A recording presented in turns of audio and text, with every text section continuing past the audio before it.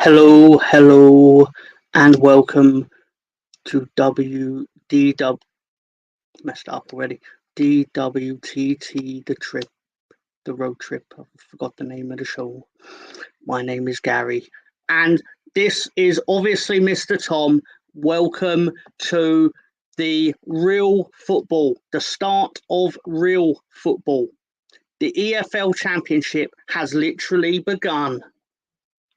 It began last night, obviously, but humour me, all right? So Gary is away.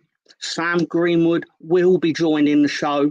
Don't be afraid. You're not going to get to look at this for the entire time. I prefer it if he came in because then that way I can, like, you know, make this a bit smaller. And because let's be fair, So, gonna say, got some people already in. BX Gunner, yo. And then Alonso with yo. And then Riddy, the Canterbury Gooner himself, with greetings, everyone. What did you make of the fifth test? Out of interest, Alonso Spencer with good morning. Anders from all the way in Sweden with hello, boys. That sounded more Norwegian. No, I don't know. No, definitely not Norwegian because Sam will be typing away right now. And you, yeah. Anyway, hi, white English Gary. Well, hello, white moustached Alonso. Like doing the Matrix. Yeah. So basically, we are. So before I do this, responsibility as a YouTuber. I'm not a YouTuber. To on behalf of Gary to go do the Holy Trinity, like, share, and subscribe. Although I'm guessing that the four people that are in here will say they already have, but Gary actually will beat me up if I don't do that. He'll actually fly to England and try to eat me, which he did try before, allegedly.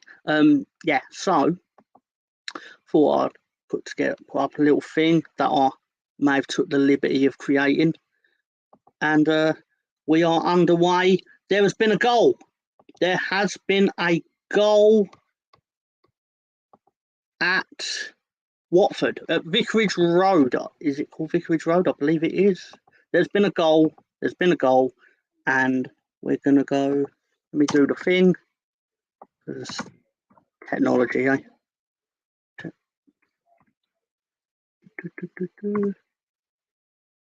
Not going to work.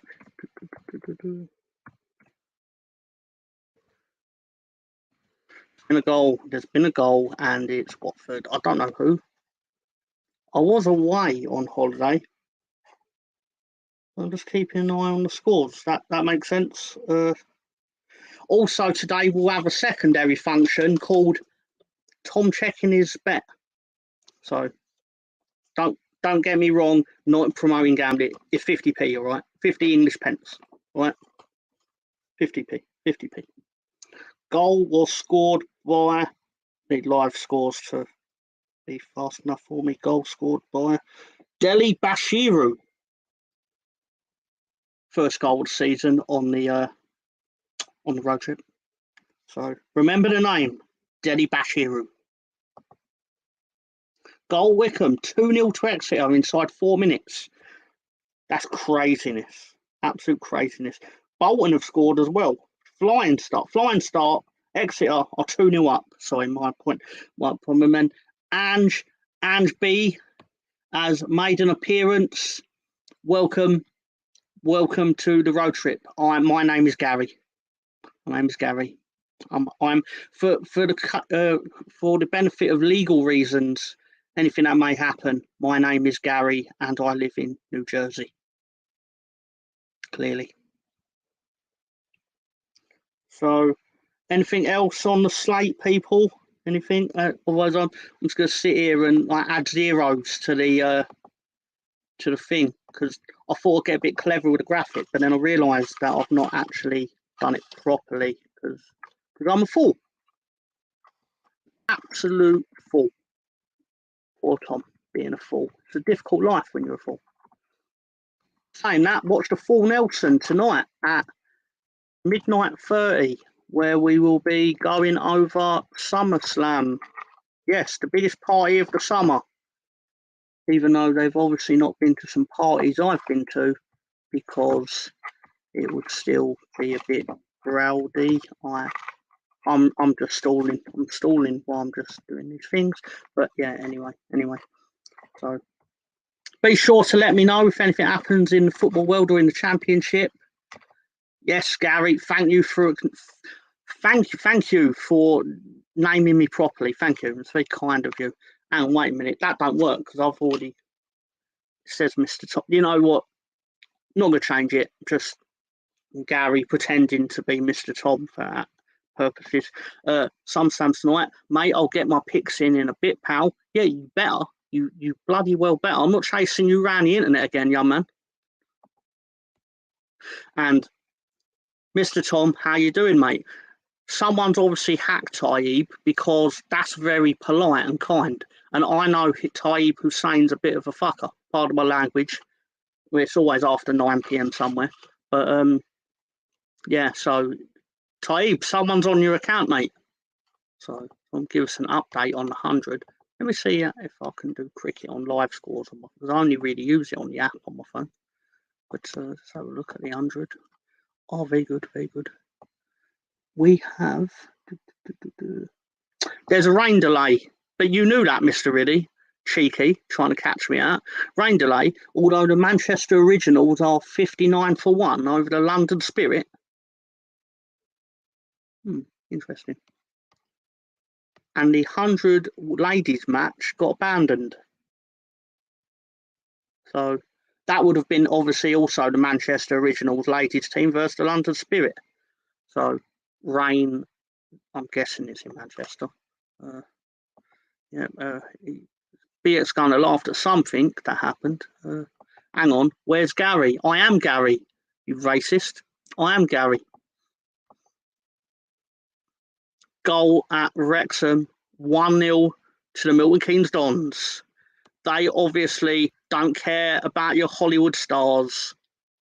Goal to the MK Dons. Although I will be watching season 2 of that documentary when it comes out, because why not? You get to see the stars, don't you? Get to see a bit of Wrexham. I don't know. One of my favourite football documentaries was Sunderland Till I Die, with all truth, because they obviously, probably gone through it before, Netflix turned up with the assumption that they were going to watch a team win every week, and the complete opposite happened, where Sunderland got relegated from the Premier League and then got relegated for that season in Championship and had 3 managers. So that was entertaining, but in a different way. In the Allsvenskan, I believe that is also in Sweden, IFK Värnamo leads at half-time over Bromma Poshkana. We'll go with that. They're leading 1-0. I always remember in 1994 when I got into football, one of the best teams in Europe was IFK Gothenburg, who had, I believe their goalkeeper was Thomas Ravelli, the Swedish goalkeeper. I remember some weird stuff. Yeah, so state of play at the moment is what are we doing? Yeah.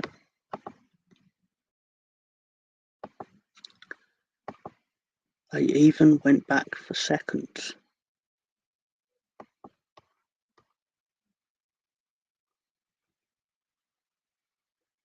I don't know what he's talking about. I mean, he's naming my favourite meal, but I don't know what he's actually talking about.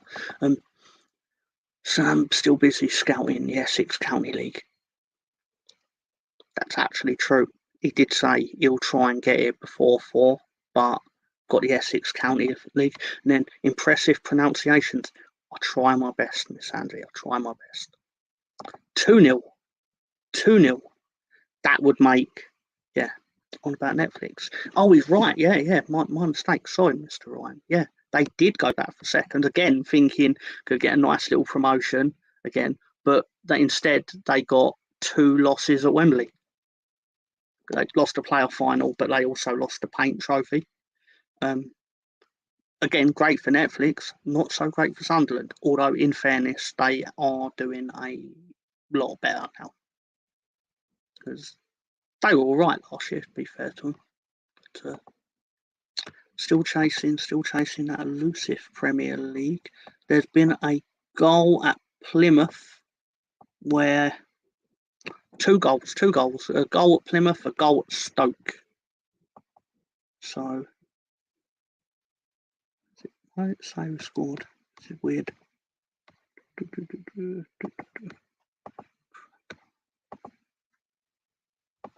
much worse on the internet than on the actual app. Yeah, it's just filth.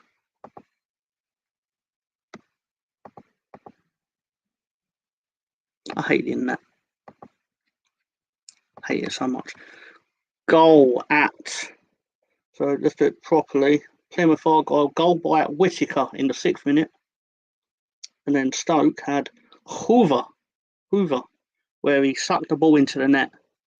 Probably. I don't know. Poor lad. He's probably had that said about him any time he's ever scored a goal. So let me dip into my.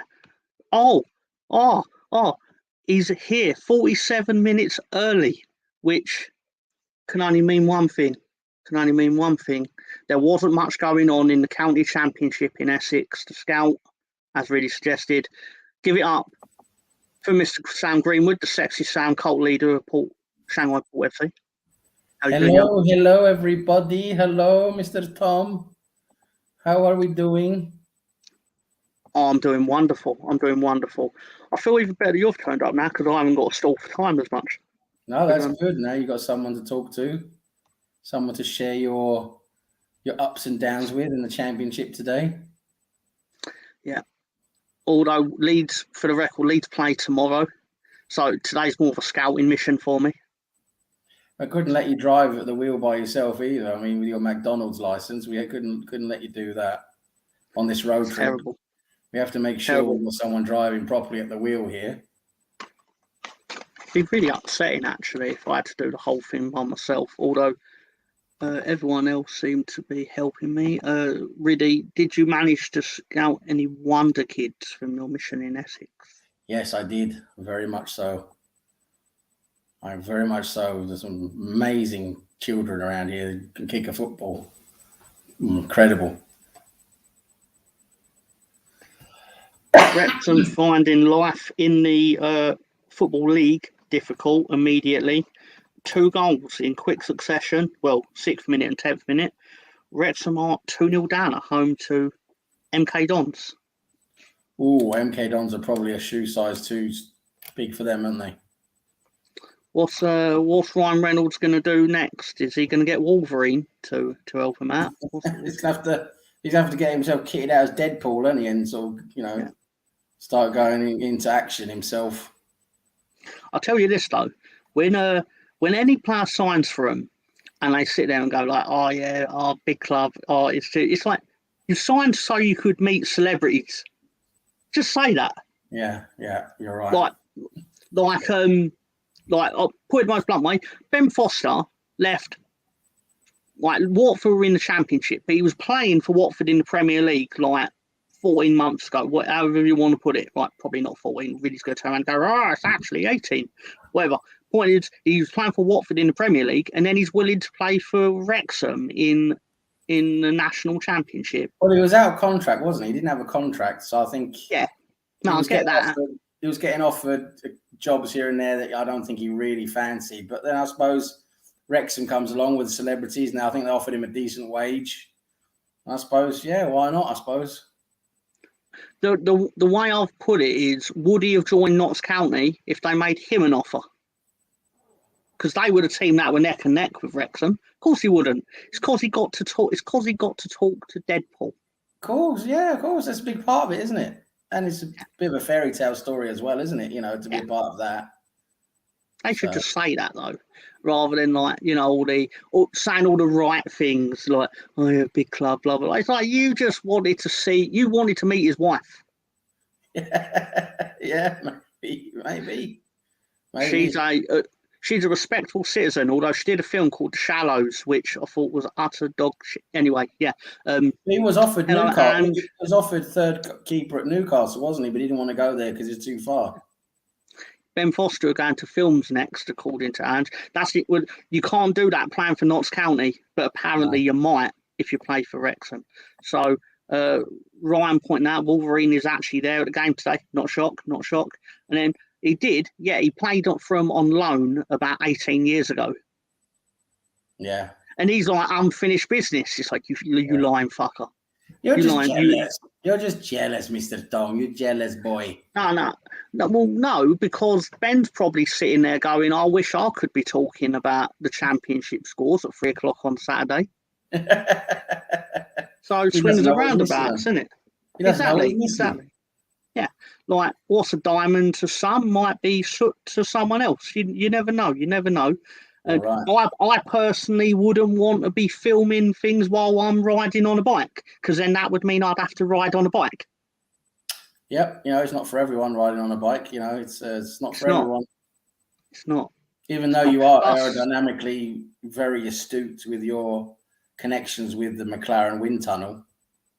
Oh, I'd get places like 75% quicker than the average bike, and I'm talking motorbike. Like I'll be on a bike, and they'll be on a motorbike. I'll get places faster because of the science. Yeah, they're just scientifically, made for beautiful aerodynamic. It's not wrong. Efficiency. Not wrong. Goal in the championship. Jean Seri has scored for Hull at Norwich. Hull, wow. Yeah. Goal for Hull. What a beautiful part of the world that is. Not. Yep. Or as they once said in the Office Christmas special, oh look, here comes Hull running down the motorway. Not even going to give the context. Better without the context. Oh God. Great show. Let me just have a look at the scores at the moment. So Plymouth Argyle are leading against Huddersfield. Watford are leading against QPR. Yeah. As you said, Hull are 1-0 up away against Norwich, aren't they? Away. Stoke 1-0 up at against Rotherham, at home against Rotherham. And then that's it. The games have goals in them anyway. Yeah, to be fair, 4 or 5 years ago now, Norwich were in the bottom half of the table after about 6 games, because I remember Leeds won there 3-0. And then Norwich then proceeded to not lose a game for the next 30 matches. So it's important to try and win your first game. Was that with Farker? Especially in the championship, it means nothing in the scheme of things because it can turn quickly. Because you play 3 games in a week, you can fly up or down the table with alarming efficiency. Yeah, well, the championship is so competitive, isn't it? There's literally not that many points, is there, between playoffs and mid-table for a long time, isn't there? Throughout the whole. That's exactly right. Yeah. But obviously, I know you have higher aspirations in your heart, obviously. So I think it's only fair we give you the platform to tell the Canterbury Gooner what you made of the pre-season for that team in North London. North London Red. It was a bit up and down, really. I mean, for me, I thought, we saw some interesting things, and we saw some other things that were a bit what's going on there. I think, in my opinion, Arteta's been experimenting a bit too much. He seems to be trying to figure out how to maybe find some alternatives for our midfield in terms of putting it together, some strategy. He's been looking at Havertz, he's been looking at Rice, how to deploy them the best way. And with that, there's been a lot of experimenting, and that has affected our play. I don't think we're gonna hit the ground running the same way as we did last season. I'd love it if we did, of course, but I don't think we will, because I just think there's some gelling there that has to be done. Some tweaks have to be made for everything to work in midfield. Havertz to play in the Xhaka role, and is Rice gonna play a double pivot? Like we did against Monaco. There's a lot of questions still left over, I think, from pre-season. Also, we didn't play one game with our full, with the best back line. I know Zinchenko's injured, but we didn't play one game with our full, best back line available, which I thought also was a bit strange. He was looking at different players playing different roles, and I think a lot of it was to rest players and make sure players got minutes as well. But again, having played the pre-season without a full back line and those experiments in midfield, I just don't think we got everything out of the pre-season that I would have liked. But I think Arteta's happy because, again, I think pre-season for Arteta is just, it's more scientific. It's more, how do the players play together? Has he got what he wanted from that player, Have they got the amount of minutes? They played the right amount of minutes, in terms of recuperation, getting ready for the next 3, 4, 5 games. So yeah, I think there's a lot more involved behind it for Arteta than just the results and basically what it looks like, at the end of the day. But I think overall it was decent pre-season, but let's still left a lot of questions. The big question mark is tomorrow, isn't it, against City? We play them in the Community Shield. I think we'll see then. Basically, I hope he fields the best team we can, so we sort of get as close to what he thinks is a first 11 we have at the moment, despite injuries that we have, and we'll see how that goes. City are a bit behind us in terms of preparation because they had the Champions League run and everything. So, we should be slightly fresher and slightly, more ready to go than City, but we'll see. As you know, City are a great team with great players. But if we beat City tomorrow, I think that's a good sign. If we lose against City, we're gonna maybe not do so well. We've got to beat Forest. I mean, we've got to beat Forest our first home game, but after that, going into those more challenging games, we'll see how that goes. I agree with most of that, actually, because you, outside of a Manchester United game, generally your pre-season's pretty solid. I think you will. Obviously, the marker is the performance against the best team in Europe. Ultimately, they've basically not much has been said about this, but they've basically gone out and signed the Haaland of defending, right? Yeah, like Gvardiol is basically the equivalent of buying Erling Haaland for your defence. Yeah. In the time that Sam was giving his answers, Ryan tried to get himself banned from the channel by saying after Tom's appearance on Bergkamp Wonderland midweek, I hope Leeds get relegated this season. Well, I hope that I can build a time machine and then land it in Pamela Anderson's bed in 1995, but we don't always get what we want, Ryan. So to that, no, in all seriousness, and Beardscale's right to also point out it's been raining goals in the Championship during the Arsenal talk, where basically Blackburn scored twice in 60 seconds. Watford got a second goal. So this is a Championship. It's crazy. It's absolutely crazy, and I hate it. My uncle was born and bred Leeds, so I do have a bit of soft spot for them. Well, someone should. Thank you for that, Angie. So, do we need Raya? Do you need Raya? Do we need him? No, I don't think we need him, but it'll be a very good signing. But I agree with many other players. I'd rather spend that money on going towards like a striker. I think we need a striker more than a. You don't need a striker. You've got what you need in that area. Got what you need. Not agree with any of that. Not agree with any of that shit. I'll just mute you if you start slagging off Nketiah. I have the power. No, I'd never really do that. You can. I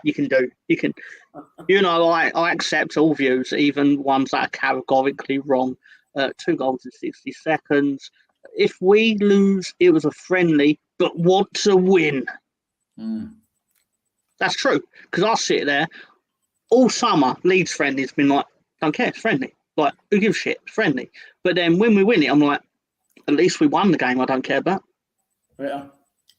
So it is fitness and performance. It always feels better with a win than losing. Always, no matter what, friendly or whatever it is. Yeah, it's true. It's crucial we win tomorrow, and this is also a good point. I was like, I think the last time you beat them was in like an FA Cup semi-final. But to be fair, that was when Leeds last won the championship. So we also beat them a long in the time Community ago, Shield, didn't we? I think we also beat them in the Community Shield. Yeah, but it was a couple of months apart, weren't it? Yeah. Yeah. Right. But BX got a question for you. Sorry, Sam, just quickly get this out. BX, do you know what the fee was for Gvardiol? I don't think it was that high, was it? I remember looking at the fee and thinking, oh, I would have thought they would have paid more than that.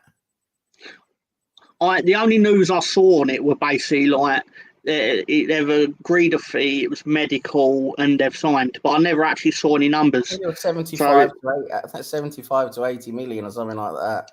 Sounds it sounds realistic because he's clearly very good. Sorry, what was you saying, Sam? Grealish was 100, wasn't he? Grealish was 100 million. Yeah. And so I'm thinking, Guardiola, when I saw the price for Guardiola, I was thinking, I thought maybe it'd cost more, considering Van Dijk was like, 70 million. But yeah, no, we'll see. We'll see how he gets on. Guardiola is a good player, but, the Premier League is a fickle beast. Exactly right. Just for keeping, what's the word? Just for keeping up to date with it, the Blackburn goals were Dylan Markaday and Harry Leonard. They're 2 names I've never heard before, but these things you find out when you're unfortunately in the championship. I've got to be brutally honest.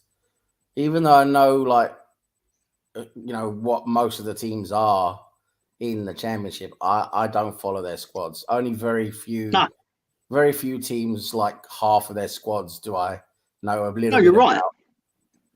The rest of them, I'd say about 80%, or maybe even 85% of the players playing in the championship, I don't know about. No, you're right, because I've been obviously out of the championship. Me personally, I've been out of the championship for 3 years, and I'm cutting out back here going, who the hell, Imran Loser? Who's this? Who scored the second goal for Watford? But he got the assist for the first goal as well. So he's obviously had a good start in life in the chat. He's probably in the championship last year. I couldn't tell you. But just like, for example, Stokes' goal, Hoover, Hull goal with Delap. Liam Delap. I know he's the throw-in merchant, isn't he? No, his dad was the throw-in merchant. Yeah, his dad was the throw-in merchant. Yeah, my apologies. Sorry, Rory. He was a one-trick pony, was he? He was only on the field for that. Yeah. The ultimate, although that's similar to Weston McKennie, who could also do a long throw in, but then for Leeds he was a no-trick pony. So no trick pony. Yeah, he could do the long throw, but it took us 4 months to. He turned up, basically didn't tell us that he could do a long throw until we randomly one day did a long throw, and it was like it was a hidden secret. Yeah, it was like one of the hidden secrets you would actually prefer to. Yeah, I love the confidence from BX there. I see Southampton, Leicester going right back up.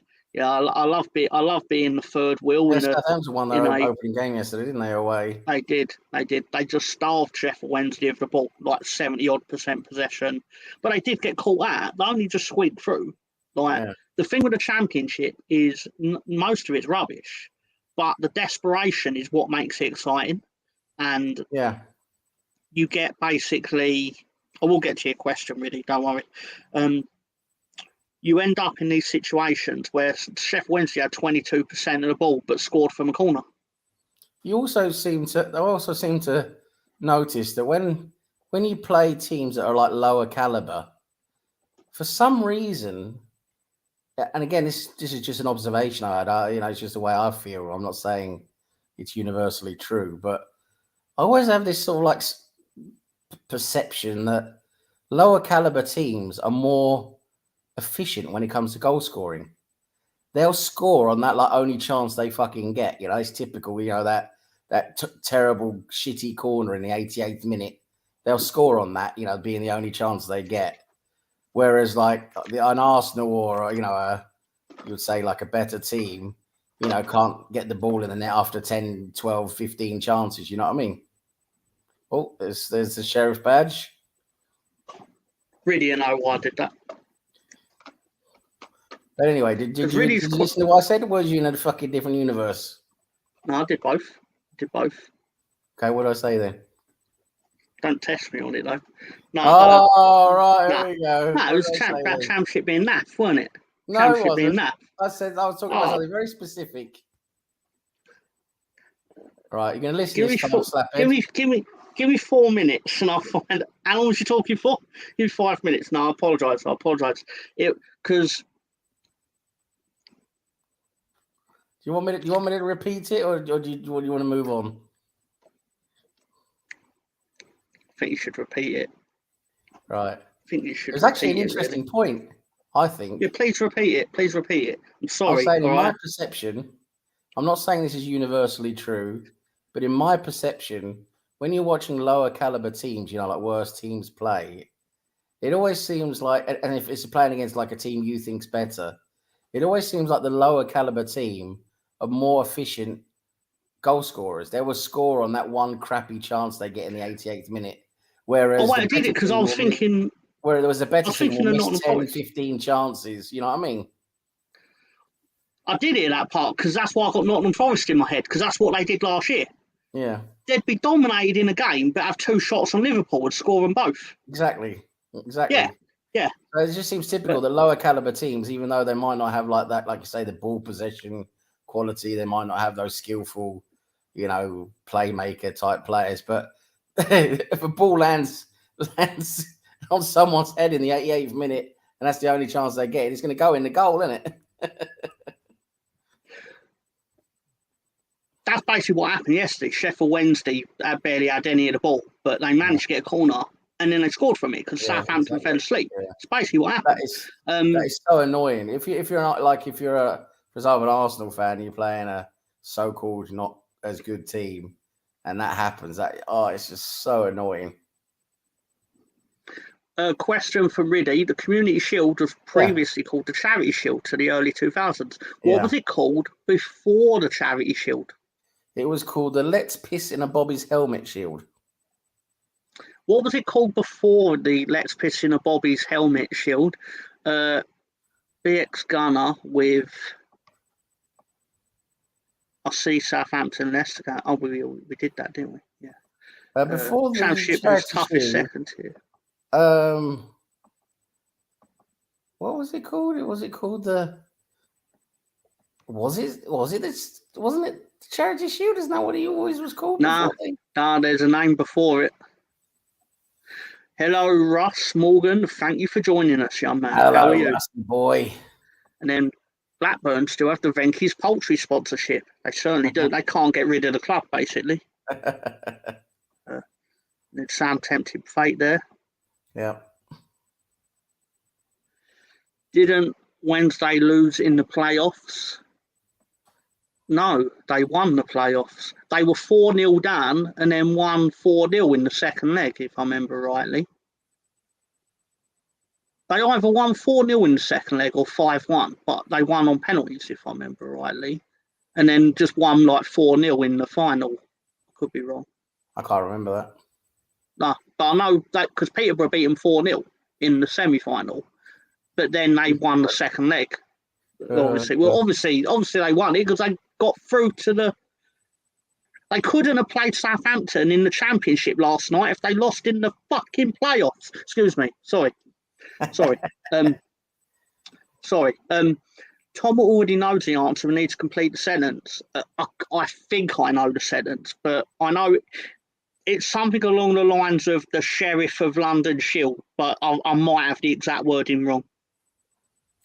The Sheriff of Nottingham is gay competition. But so I haven't checked the scores for a while because I was too busy being told off by. I was busy being told off by Sam which is Yeah. not an unrare occurrence if we're being fair, Terribly and he's usually unprofessional. right. Terribly I'm massively unprofessional. In fact, let me eat a yum yum while we're live on the internet. Eat a yum yum. Stuff your I'll face. give you a yum yum, Sam. Like I'd share a yum yum with you. I'm a yum yum. I'd literally put it in the post right now. But if we're being Would fair, you? it's Saturday, so it will Bloody probably hell, won't get to you crikey, till of next course. week. Was that like a sausage roll for professionals? Nope. It's like a donut, but it's shaped like a penis. It's a donut shaped like a penis. Well, that suits you down to the ground. Yeah. Well, it's more shaped like it's basically an oblong. Beautiful. Very nice though. I bet I'll it eat is. all four. Oh yeah, of course. Why not?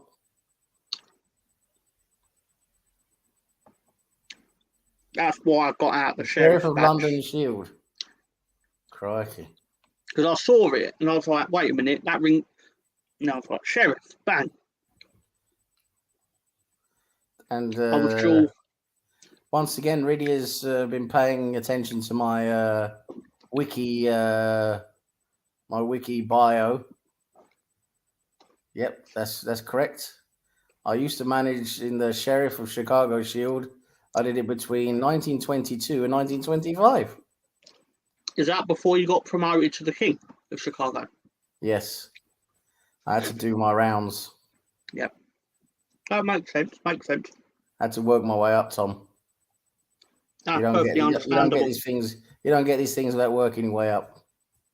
Goal at Vickers Road. But who's it gone to, Jeff? Who scored at It's gone to Vicarage Watford. Road? It's gone to Watford. It's 3-0. Who scored? I mean, you're a player. Unfortunately, I'm not as shit hot on it as Sky Sports News. So it is. Well, I can go. I'm still waiting for him to tell me. Well, I can tell you who the player is. No problemo if my laptop will fucking work. Technology always let us down, It's Sam. Mateus Martins. Yep. As soon as you said it came up, wonderful timing, made me look like right prick. Even though I usually do a good job of that myself. Sam knows up about going up the greasy pole. That's certainly not PG. Russ knows a thing Who's or the two about presenter? greasy pole. I can tell you who replaced Stelling. It was Simon Thomas, who you may or may not know from Blue Peter. Ooh. Yeah. You'd know his face if you saw him. The Norwegian women lost today. Yeah, I was going to say, if Ange is still hanging around, what would your take on the Japanese ladies beating the Norwegian ladies? Because I know they're both quite historically good teams in the world of women's international football. I think it's been quite a disappointing campaign for the Norwegian team. You know, and it's so strange because they've got 3-4 excellent players. It must obviously be the rest of the team that's pretty shite then. Oh, Taib, thank you very much, Taib. Oh, we'll have to give you that tenner in the post again. It feels like they didn't raise the game of everyone else around them. They got bogged down by the amateurish. Right? I know she had that long-term injury, so she's probably not the same as she used to be, but she was absolutely world-class. Well, she was the best player in the world, wasn't she? She won the Ballon d'Or for women, Hegerberg. And then you've got... Yeah, well, that's something, isn't it?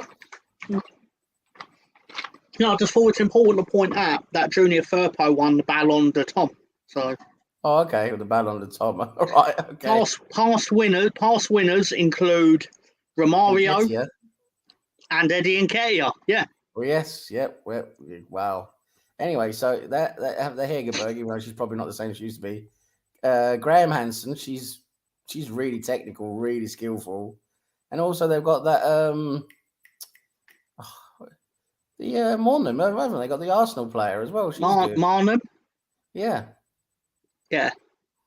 I vaguely know the name, but obviously I'm not as knowledgeable on the Arsenal ladies team as some. But good news for Arsenal is on Norway and Sweden. No, Sweden. Sorry, excuse me. I read that with the Norwegian and Swiss internationals will be back for pre-season. Yeah, suppose so. Suppose so. Japan is winning the World Cup. What are they favourites now then? Well, no, I think the English team are going to be. The Americans are going to be favourites, surely. I'll have a look at James. That James.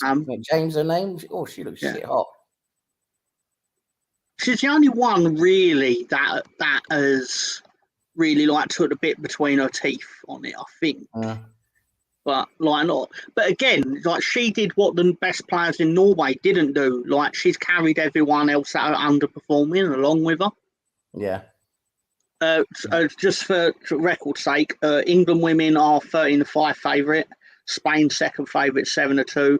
United States and Japan are 11-2. So it looks like it's going to come down to those four at some point.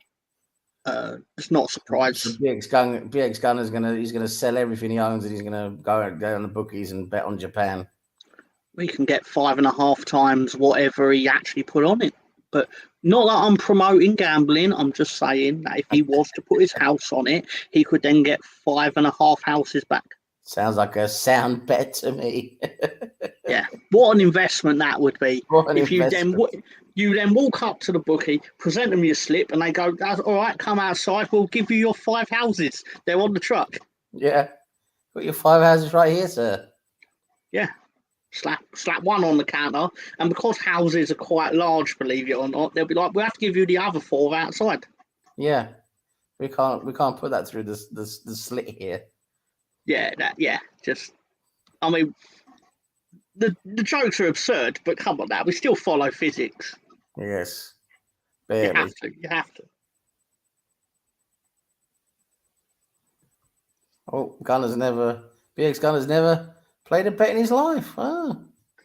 Well, too high. Hang on. It's too high to get down the bookies. Hang on, you know what it is? Because it's illegal, is it not? Oh, is it? Okay, fair enough. Yeah, I know. He'd have to go to Vegas. Yeah, I was thinking he'd have to do it online, wouldn't he? Yeah. Have to do it online. I will never tell you where to sign up. I will never encourage it to that extent. Go Watford. Let's double check and confirm. Isuf Bayo has scored. Why was the chicken so funny? She's a real comedian. Why did the chicken cross the road, Taib? To acknowledge Roman Reigns. Yeah, wrestling people get that. Which means that no one else in here will get that. So let's do some 4-0. Are QPR aware that it's not a pre-season friendly? Okay. No, wait. I can't tempt fate because my team ain't started yet. I play one slot machine in Atlantic City one time. Oh, Atlantic City! What a shithole that is. I've been there. Atlantic City, the Taj de Donald Trump. Oh, I was in that. What a shithole! Bloody hell! I can imagine. I've seen his house. It's on The Apprentice. Shithole. Atlantic City is just completely. It's just completely run down, isn't it? Nowhere near what it used to be. Russ Morgan, Watford scored in under 40 seconds. That's correct. It's actually correct. Also, Russ will be on, I believe Russ will be joining us tonight for SummerSlam 2023. I believe he is also our official referee watcher. So if the referees are not up to standard, they get told off on YouTube by Russ Morgan. Well, there's no one better. There really isn't. There really isn't. I find him quite fair with the referees in wrestling, unlike in football, allegedly. Taib Hussein, lol, Tom. Thank you, sir. Sandy Wasteland. But come on, man. There's no need to talk about Ivanka Trump like that. It's fucking grim, mate. It's What's the latest between the Manchester Originals and London Spirits? I feel this is another dirty question because are they actually back playing? They are playing, but they've not they're in progress, but there's no change. They've just Current started score again, is I believe. 720 to 732. Yeah, or 59 for one, but we'll just go with what Sam said because fuck it, why not? Yeah. All the best to Leeds, though, Mr. Tom. I hope you achieve great things and move up. Who's hacked you? Come on, there's no way this is the real Tayyip Hussein. What's all this level-headed kindness? He's on a sugar rush at the moment. He must have some jelly babies or something. Move up the table and approach and celebrate into the night. Did the person who hacked you like go into like some sort of like Chinese fortune cookie? Anyway, so Canterbury Gunner Girls, can you beat Cardiff tomorrow? Yes, we literally can. It's one of the 3 possible outcomes of the match. But in all seriousness, I think we'll squeak past them. I think it'll be a lot closer than other Leeds fans think. I personally, if I was to put my house on it, I would put one house on 2-1 to hopefully get a few houses out of it. Because I think we can't underestimate Cardiff have Aaron Ramsey now. Yeah, I mean, he can still pass It's the ball. It's fortunate for them that he came through their youth team. So obviously feels he has unfinished business there. But good player, obviously. Hopefully, keep in mind Leeds have potentially 9 injuries for tomorrow. But when's that ever new for Leeds? Of course we've got injuries. Although Patrick Bamford being injured was not something I was too cut up about, I must admit. Not that I want him hurt, but you know what I mean. Some injuries sting more than others. I think it's fair to say. You're right about that. So, Mr. Tom, it's me. Oh, sorry, he says Mr. Bean, but in my mind I read that as Mr. Tom. It's me, Mario. Yeah, it's me, Mario. The regular Tayyip was saying, "I'm not Mr. Bean." Actually, if it was Mr. Bean, he would have wrote it as.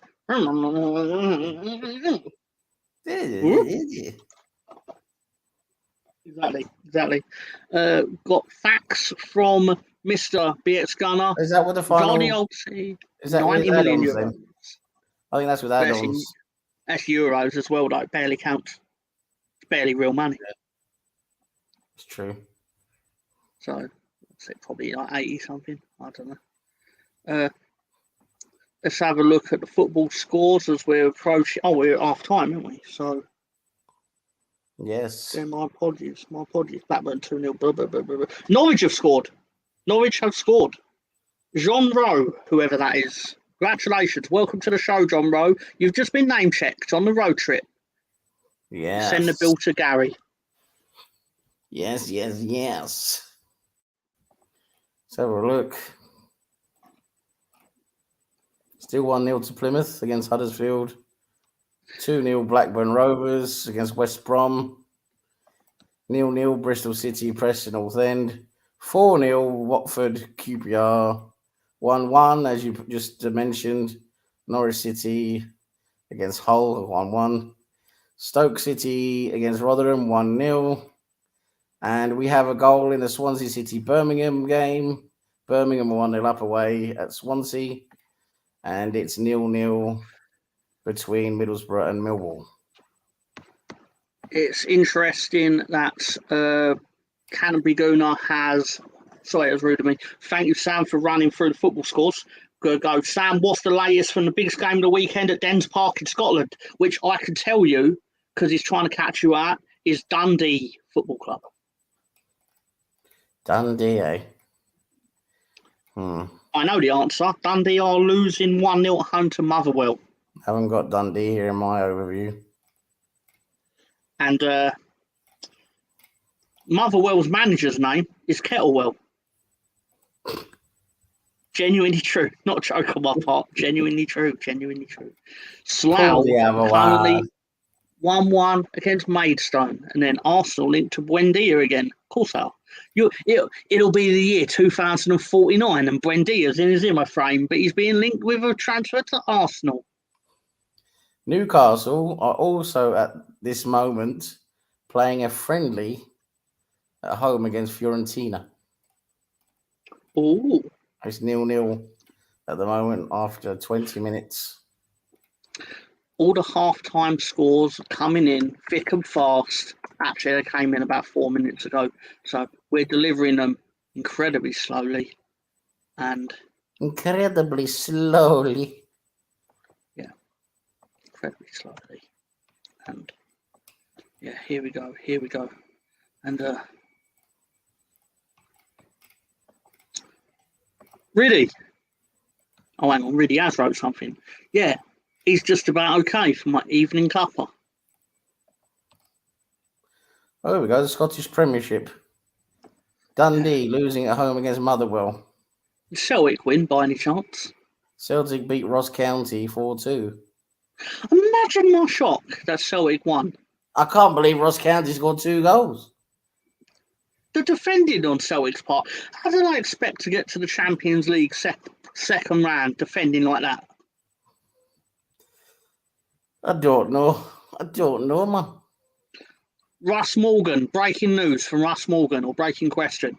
Did we all see Onana getting shipped from the halfway line and Mount missing an open goal? I did not, because I'd rather shit in my hands and clap than watch Manchester United do anything. I saw the clip. It's been doing the rounds on Twitter, and it's glorious. I will look for it. I will look for it, because it basically gets. It's not as bad as it looked, really, because he's far out. He's he is a sweeper keeper. He's far out, as sweeper keepers are.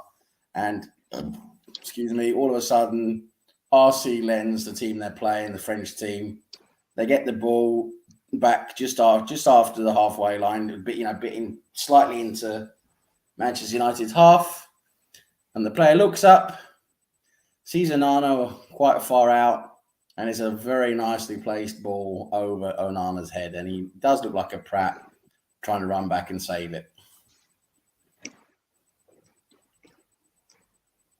So,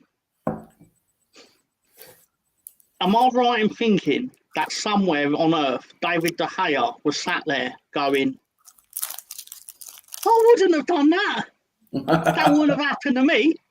I don't sweep. You could have given me my new contract that I wanted, and you wouldn't be going viral for embarrassment like we usually do. We, meaning Man United. You could maybe think that. Yeah. But maybe think that, but bloody hell, De Gea has not exactly been good the last couple of seasons, has he? Is it fair to say I have faith that we have the right players to win, but not enough faith in Arteta to pick the right team? Yeah. Interesting question, that.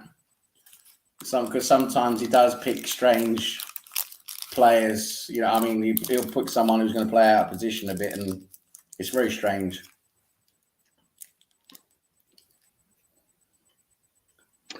Could quickly answer this. Tom, who's your favourite Leeds manager, player and goal? My favourite manager is Bielsa, because he obviously captured the imagination of a very tired fan base. Jaded, I think, is a fairer term. Got used to mid-table mediocrity in the Championship, feeling like we'd never ever make it to the Premier League. You hope, but it didn't seem realistic, because we were a clown show, an absolute clown show. The favourite player, again, hard to say, but when I was a child, my favourite player was Tony Yeboah, and the goal he scored against Wimbledon, just absolute sauce, filth, absolute fucking filth. Gotta bring someone in. He's grinning. I've got to bring someone in because, well, he asked to come on, so I had to. Take a big deep breath. He's got a big grin on his face for some reason. Cat coming out of his nose. Oh no, wait, that's his moustache. Roger Spencer. Hello. Hey, Sam. Good to see you again. Hello. What have you got to tell me? What have you got to tell me, Alonso? You got anything exciting to share with the world? I do actually. So tonight at 6 Central, my time, and I guess Tony's time, is SummerSlam watch along with the Four Nelson podcast. Well, will you be joining us for that? Yeah. Wonderful, wonderful. Well, because I thought it might be very exciting of you if you wasn't coming, that you were still going to be willing to promote it. So I thought it'd be very kind of you. But it makes more sense that you are actually coming on as well. All right. That I already asked you that, didn't I, Sam? Yes. Yeah, thank you. Is it fair to say you have faith? And do you have an answer to this, Alonso?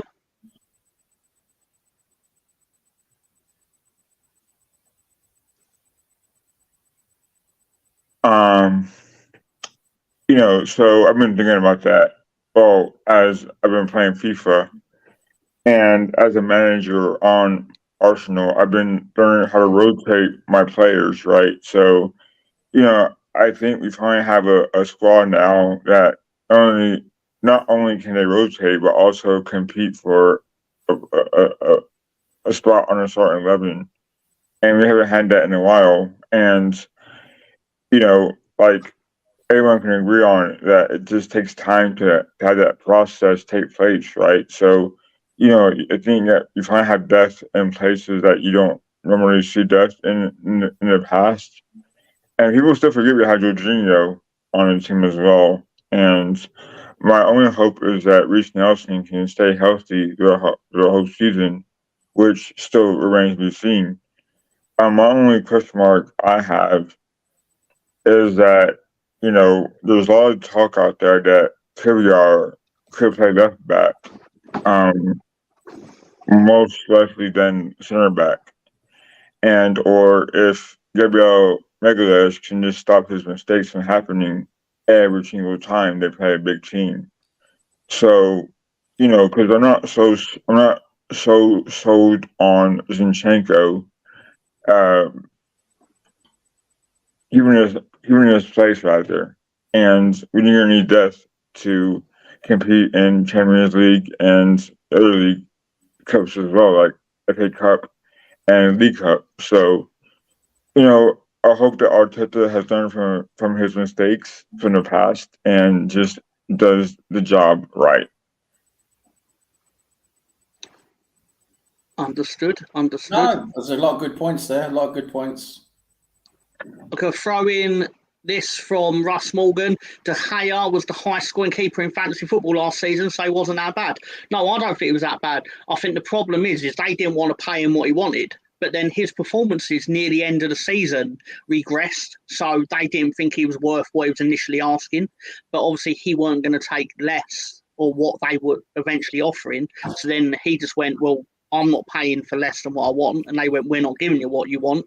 And then obviously replace it with. I mean, I'm not thinking about too deeply. It's Man United. First of all, you can't judge a goalkeeper by fantasy points, right?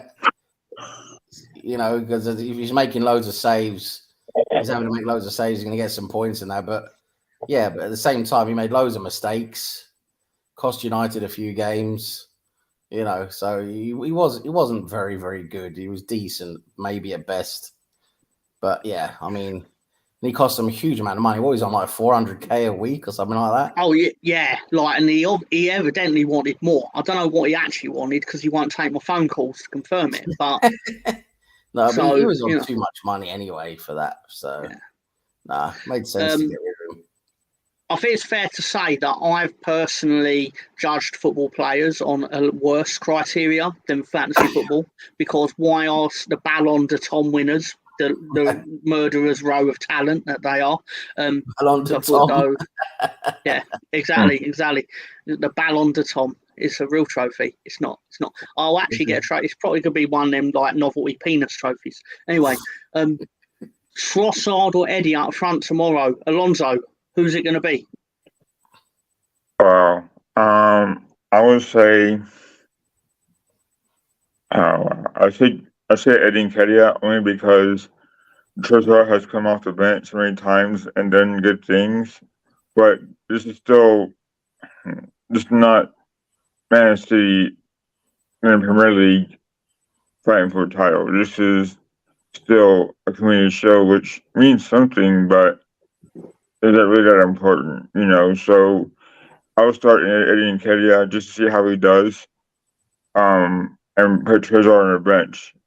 Just hope that Trezor does something in the second half, whatever. And only because I want to see Eddie Nketiah do well. I think Trossard has already shown he can play a false nine pretty well. Play him like in a false nine role. I'd rather do that than use Nketiah because I just don't think Nketiah is going to be effective against their defense. Yeah, I just don't think he's good enough, really, to be honest. But I do know Arteta loves him, and Arteta's probably going to play him. Arteta's going to play Nketiah rather than Trossard, I think, as a number 9 or as a central forward. And I think Trossard will be used either out left or maybe in the 8 role. I don't know, maybe because I think maybe he's going to let Havertz play there. But Trossard, either way, Trossard should be playing because he has been the best player, our best player in pre-season. So Trossard deserves to start the game, to be honest.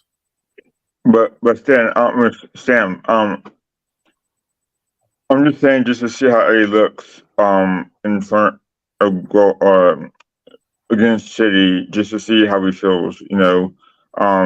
But starting the season off, I would start with Trezor for real. I mean, seriously, like I will start with him when the season starts, and just see him how he does in the first half of the season, because I can't wait to see him in the first whole season with Arsenal. You know, we've seen what he did the second half when we got him from Brighton, but like I said, you know, he's great. He's been great for us in the preseason. Well, he was great for us at the end when he came to Arsenal.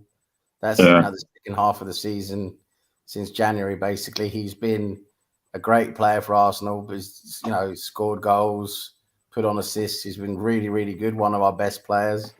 And now in pre-season, he's been excellent. So he deserves to start. You know, so for me, if you're choosing between the two, I would much rather go for Trossard. But I just know Arteta's going to go for Nketiah because he likes to use Nketiah in that central forward role. And Trossard maybe he's going to struggle to find a place, even though I'd play him out left instead of Martinelli. But we'll see. All right. Okay. We're done with that. Wonderful. Riddy, bit guns to Riddy. Really, the fact that Eddie is even a serious option is terrifying. See, I can read that lot. I actually believed what I was saying then, because it's not terrifying. It's wonderful. Russ Morgan wants to know, can I come on and do a quick plug for the full Nelson? Well, I called your bluff, Russ, and I sent you the link, but you didn't. So, you know. He's a kidder. He's a kidder. He is. I knew he was joking, but still. Eddie is an option, but I would prefer Trossard there against City. Okay. Well, yeah. I can tell you why you're wrong and why Eddie should be the ultimate option. Okay. But let's because you like him. Sorry. Let's go. Think Timber will continue at left back. Probably. Until Zinchenko is back. Him or Tierney. I think Tierney did a decent job as well, but Timber just seems so much more dynamic. He can give you so much more than Tierney. So, yeah, I think maybe Timber will probably continue there. Russ Morgan says, I'm glad you agree with me, Sam. And I must say, bollocks. It's very rare that you do agree with him. each you other. Tell him bollocks. Oh, well, yeah. Well, mate, to be honest, I was more looking forward to putting this one up. The Ballon d'Or trophy is just an action figure of Roman Reigns. No. Acknowledge the Ballon d'Or winner. It actually makes sense. That's actually going to be the trophy. Thank you for that, Russ. I was actually going to have a comedy penis trophy, but that's actually a much better idea.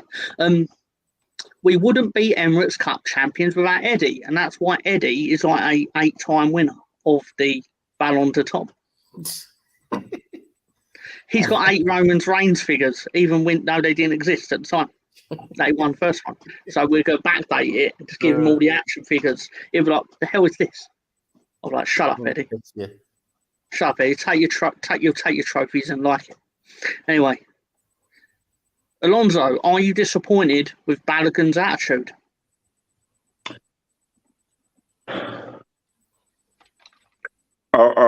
You know, for me, I want Balogun to stay at Arsenal. But the way they've said, well, yeah, we're gonna put you up for sale and all that stuff, and rumors happen. You know, I honestly blame the agents. I think that they are steering Balogun the wrong way.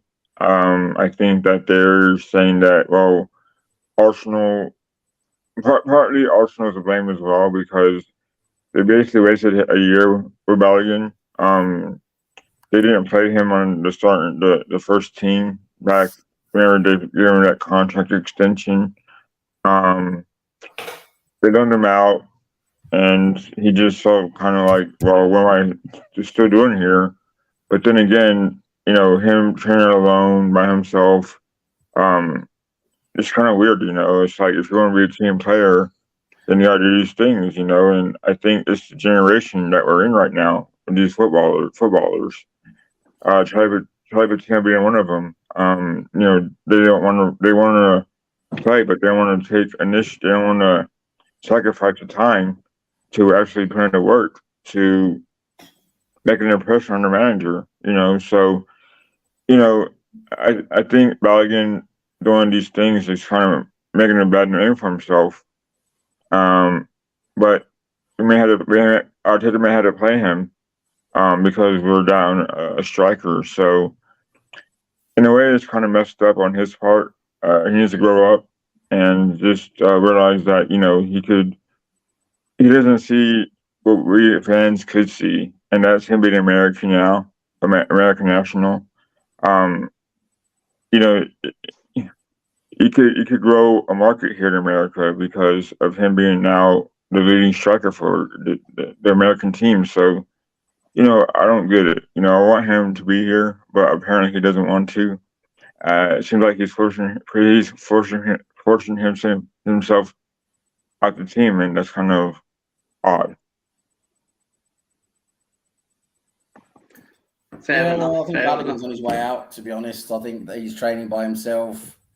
He doesn't seem to be part of the team at all. I think he's got a slight injury now or something. I'm not quite sure, but he hasn't been part of the team really this preseason. So I think he's going. I think we'll be selling him somewhere.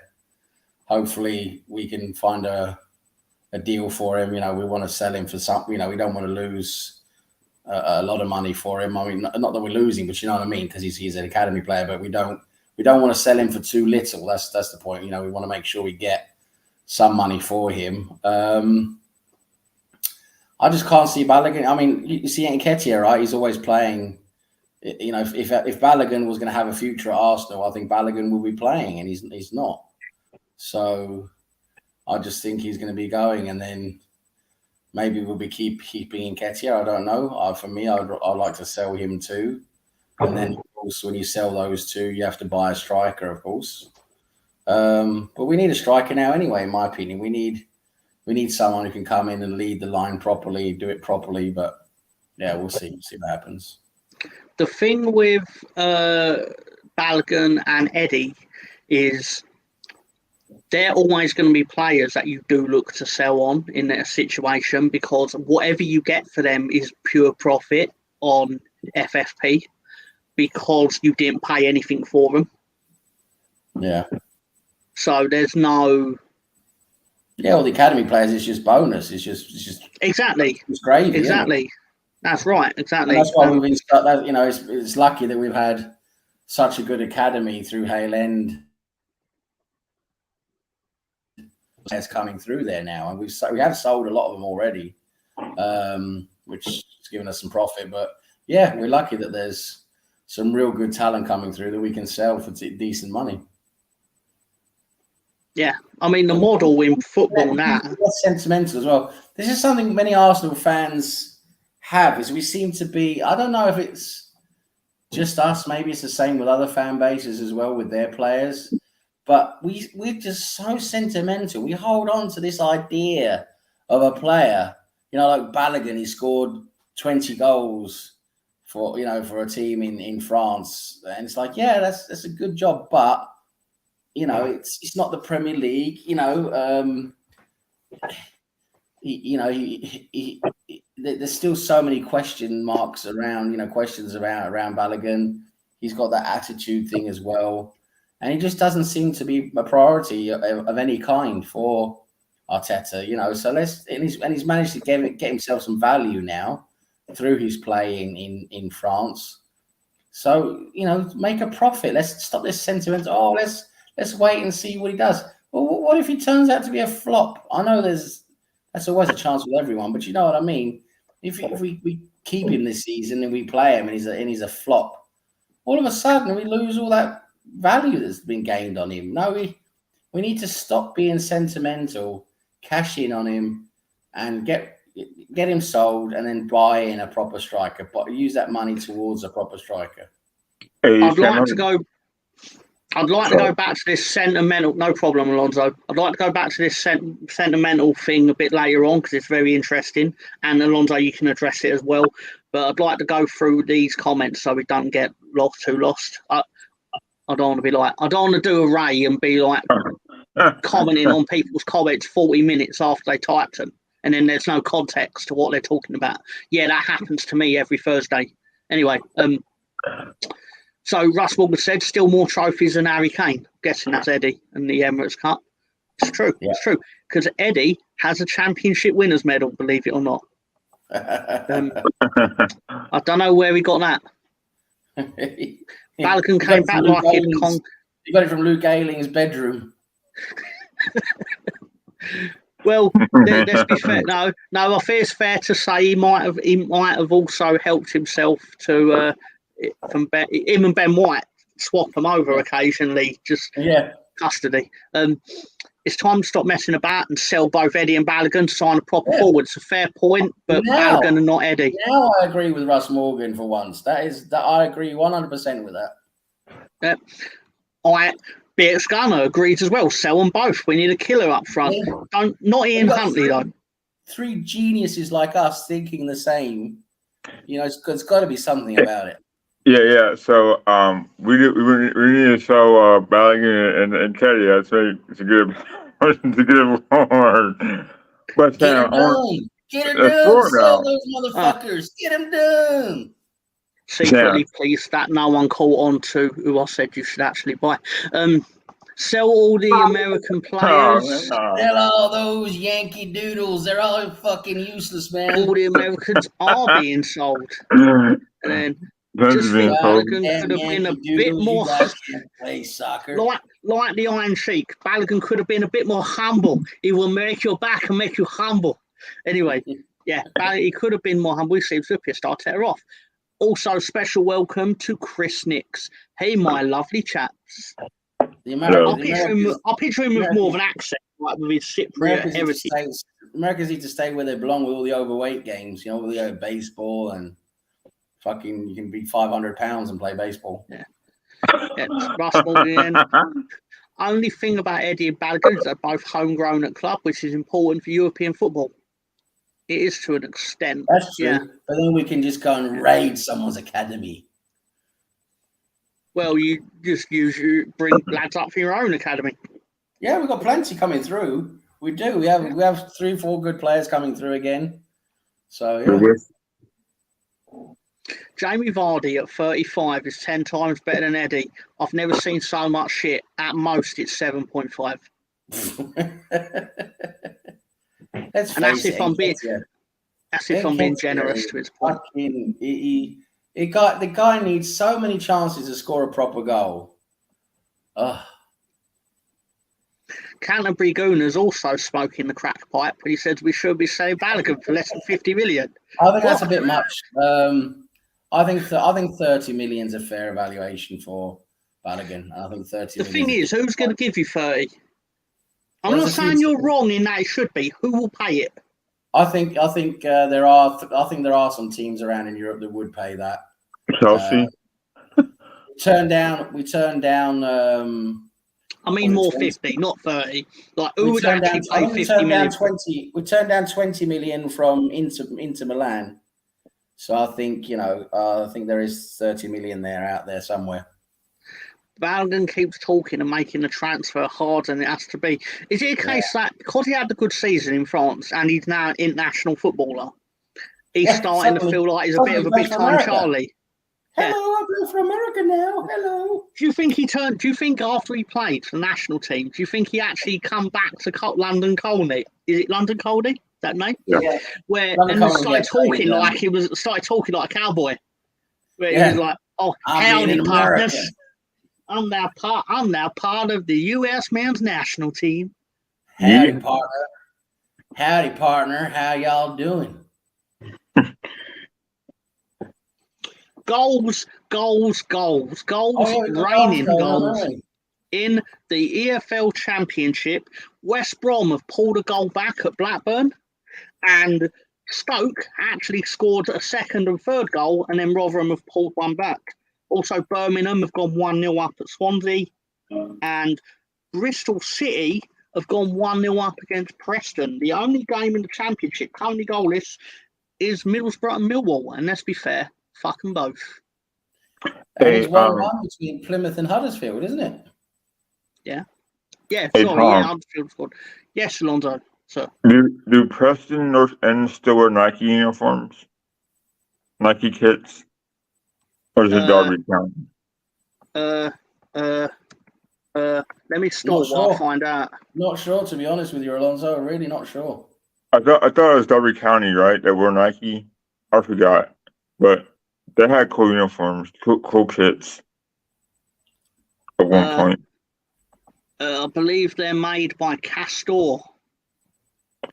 They're making a name for themselves. It seems like Castor. Castor. Actually, this is quite a good exercise, Sam, to get ready for Tuesday. And Ryan's, what would you call it? It's a kick stream. Because this is the first I'm seeing it. And is it Tuesday? All right. I haven't heard anything yet. I don't know. Anyway, Umbro is Derby County. So okay. They're still going, Umbro. Bloody hell. Apparently it's Umbro, unless I've read it wrong. But the difference between Balogun and Eddie is that one shows US men's national team and the other one just go ahead and play for Ghana. Well, Nketiah is the all-time goal scorer for the England under-21s. Yeah, but to be fair, my left bollock is 46th in that list. It fucking could be. Yeah, I love how Balogun just goes, yeah, I want to play for America now because I can play. I can play for them.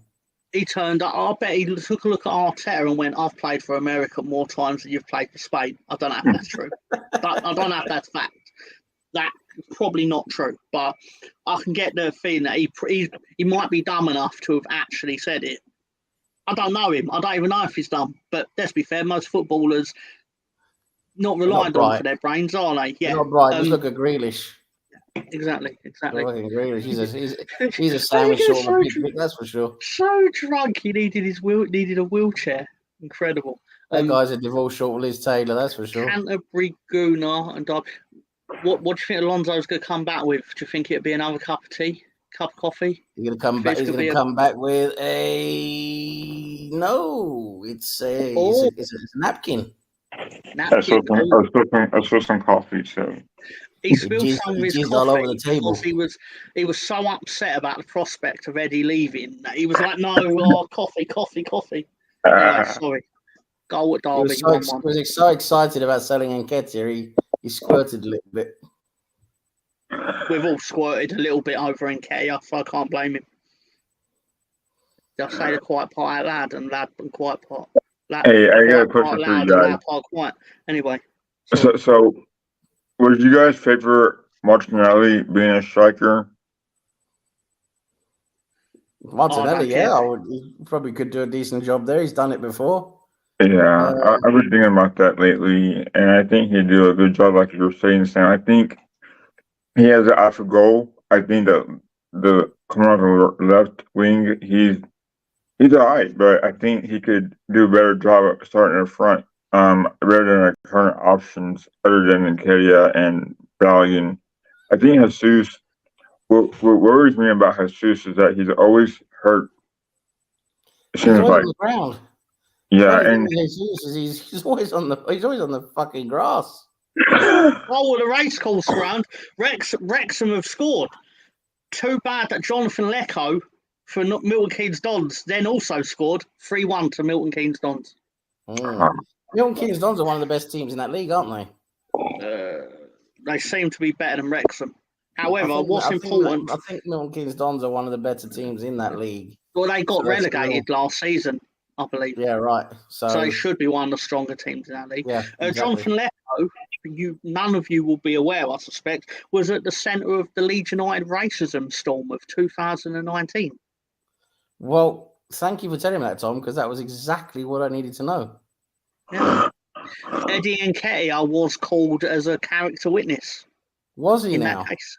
He was. Was that a contributing factor to him winning the Ballon d'Or? You know what? I'll tell you what I'm going to tell you about the Ballon d'Or and the Ballon de Furpo. Okay, is there a Ballon de Ailing? Nah, because if I just decided to call it the I warmed the bench once in a Champions League game trophy. Hey, Sam. Against Olympiacos. Yeah, buddy. Do you ever remember Ailing playing for Arsenal on the first team, senior team? I don't think he ever played for our first team. He played. Okay, that's what I thought.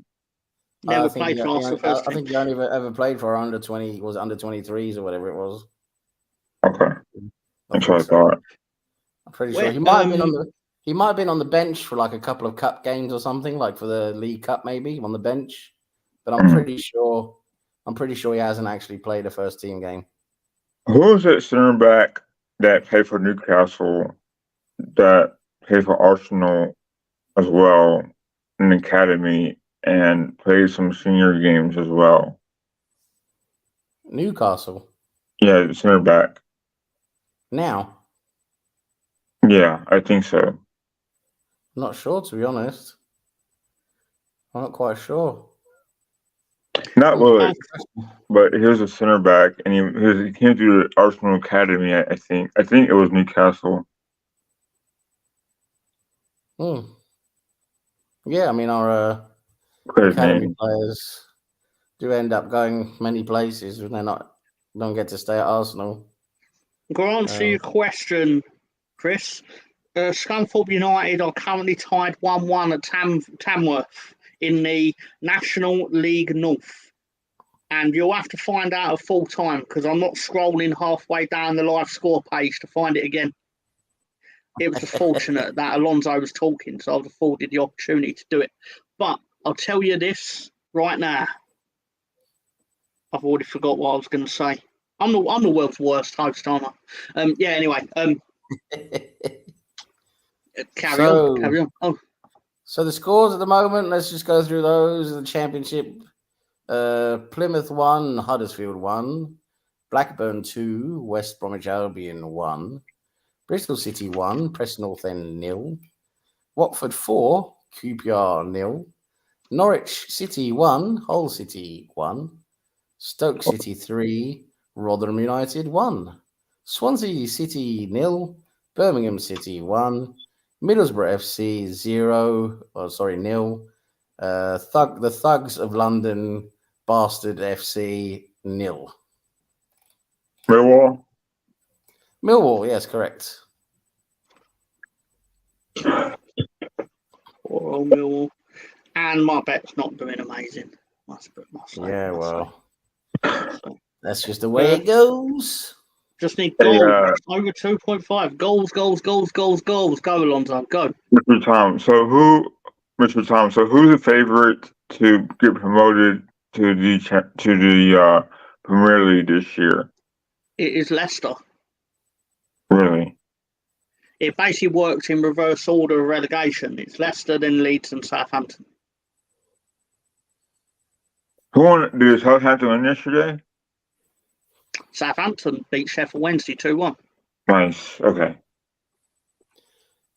Tom, I have a question for you. Please do. Which team do you think is like a dark horse, like an outsider for maybe get into the playoffs and win the playoffs? Oh, Norwich. Norwich, but that's not really I wouldn't call them an Again? outsider because they were in the Premier League. Yeah. I mean, obviously this is their second year. But if you're talking like someone that,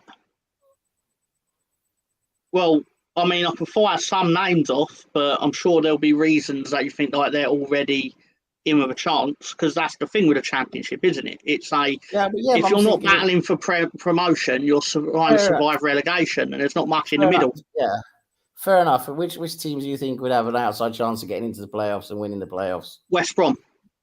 West Brom, yeah. I mean, they haven't been around for a while. I mean, in the top for a while, have they? It's a key year for them, because I could be wrong, but I believe this will be their final parachute payment year. It's a small number compared to the first year. Was it 2 seasons ago they were in? Yeah, so they got relegated the first year Leeds were back in the Prem, because they came up with us. So this is their third year in the Championship. So if they don't get out now, they're very unlikely to ever get back, because of the nature of the Championship. I mean, like Leeds are in the strongest position we'll ever be in at the moment, and it's mildly surprising that we've only signed 3 players. What about I mean, look at Luton, what they managed to do. I mean, they came out of nowhere really, but what about Bristol? Were they reckon they're just not going to be able to sustain it, I suppose?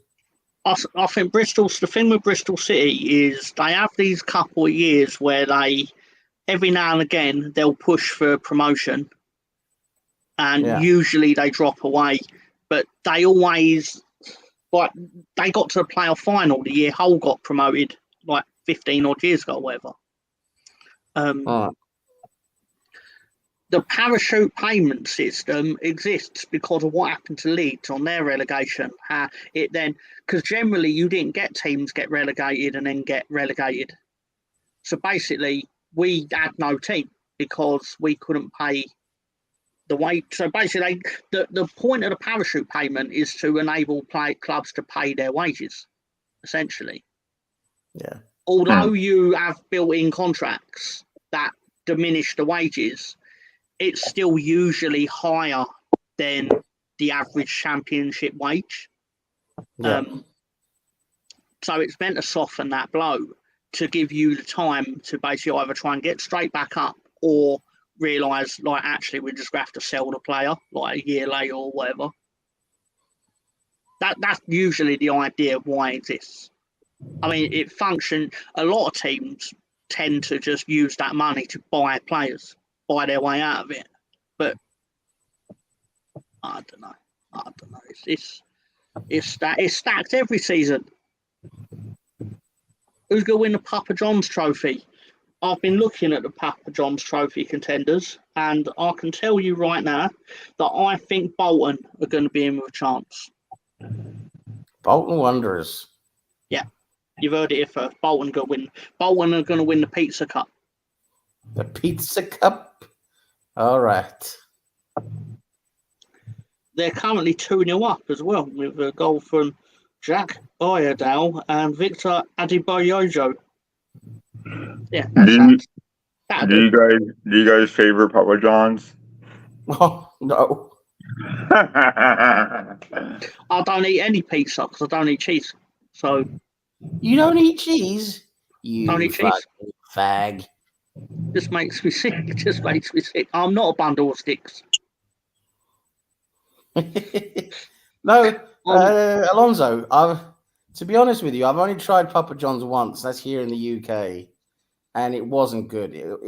I don't know if I was just unlucky and they didn't really make a good one, but I've only experienced it once, and it wasn't good. So I haven't tried it again. to be honest. So my first experience with Papa John's was my Uncle Allen's in Mississippi, and they always had like Papa John's, and they always came with jalapenos and cheese sauce. I was like, it was not bad, but it was not great either. But yeah, It's What, Tom? Yeah, You don't eat great. pizza? no, he doesn't. He doesn't eat cheese. He's a cheesy Probably motherfucker, but he doesn't Domino's eat is cheese. New Teenager. I wanted to watch that yesterday, but Teenage Mutant Ninja Turtles movie. But the thing was that it was sold out because heaven forbid that a cinema in London on a Friday during the school holidays that a lot of children are going to want to watch the Teenage Mutant Ninja Turtles movie. The shock of it. So basically, I was sold out. So what I actually watched was let me find it. It was the Meg 2. Meg 2 was what I watched, and show you kind of what I thought of it. Was there a big shark in that one? There were a lot of massive things there. That's what she said. But basically, my thoughts of it were: if you've seen a Jason Statham movie, you'll get exactly what you expect. Where he sits there basically and goes, "Don't mess with me, Meggie. I'm hard." Okay. He didn't literally say that, but this is general demeanour in movies, isn't it? Secrets, science, secrets, and probably illegal mining. Adoptive dad drama, who cares? They knew what we really wanted. More Megs, more kills, more nonsense. I left my brain at the door, and I quite enjoyed it. Yeah, of course, it's just sheer entertainment, of course, isn't it? And then you have sometimes when Jason Statham tries an American accent, but I think he's only tried it once or twice because it's so terrible. You can't have him with an American accent. They're just like, fuck it, just be English. Fuck it. He'll just be an English guy who's come over and fucking visiting or something. Yeah. They try and have him like to get around that now. They try and cast him of things where like he's a drifter sort of thing, like he's English, but he just happens to be in South Dakota because he doesn't care where his job takes him. Yeah, because he can't fucking speak American. Yeah, Big John's is better than Papa John's. Big John would be pleased you said that. Chicken Ranch, bacon chicken ranch pizza. Chicken bacon ranch pizza is fire. I should hope so. I should hope it's cooked. You bastard! You don't like cheese? I say I have to slap you. I started to what? Why does everyone get so upset when I say I don't like cheese? When that just means there's more cheese for all you? Because it's not normal. Well, if I did like cheese, you would get less because I'd eat it all. Well, there's enough cheese in the world for everyone, Tom. Allegedly. Go ask homeless Joe if there's enough cheese in the world. Well, he hasn't even got a house over his head, has he? No, but do Tesco's turn around and go, oh, we've got surplus of cheese, let's give it to homeless Joe? No, they'll still make him pay. Anyway, I started to watch Meg 2 yesterday. I'll probably continue after. You should. The first half of the film's not as good as the second half of the film. Blackburn playing great footy. Sadia played just missed a wide open goal. We should get back to those scores in a second. Blackburn. Statham's accent in Crank was terrible. In Crank. What about Crank 2, High Voltage? And then Wrath of Man. It's the best Statham film in the last 5 years or so. Interesting. I mean, to be fair though, that's a cheeky comment in context that barely any movies for about 2-3 years, weren't there? Because like of the COVID and stuff. Like we're only really starting to get the movies that were made during pandemic.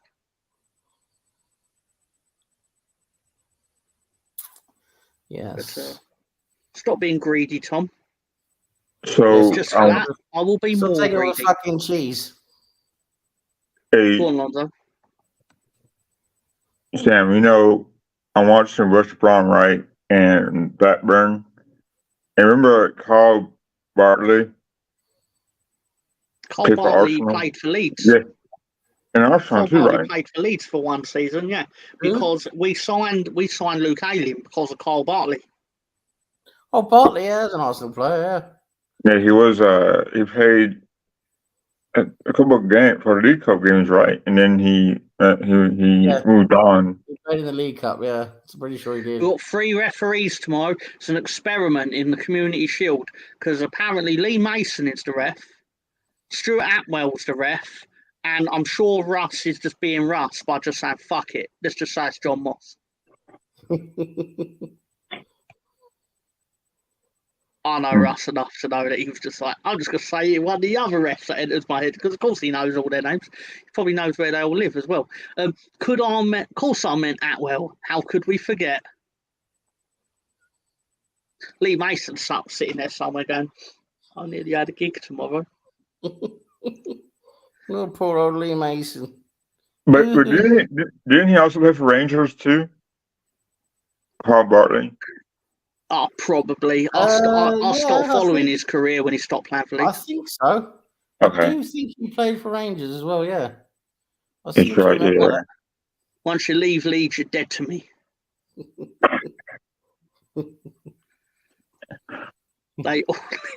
It's not hard to work out where they'll live. They'll live with me for Old Trafford. I do enjoy Russ Morgan. I do. Don't worry, Tom. I got that John Moss joke. Yeah.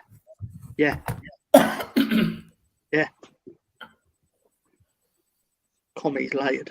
Anyway, Cole Bartley was at Rangers on loan. Yeah, sounded right.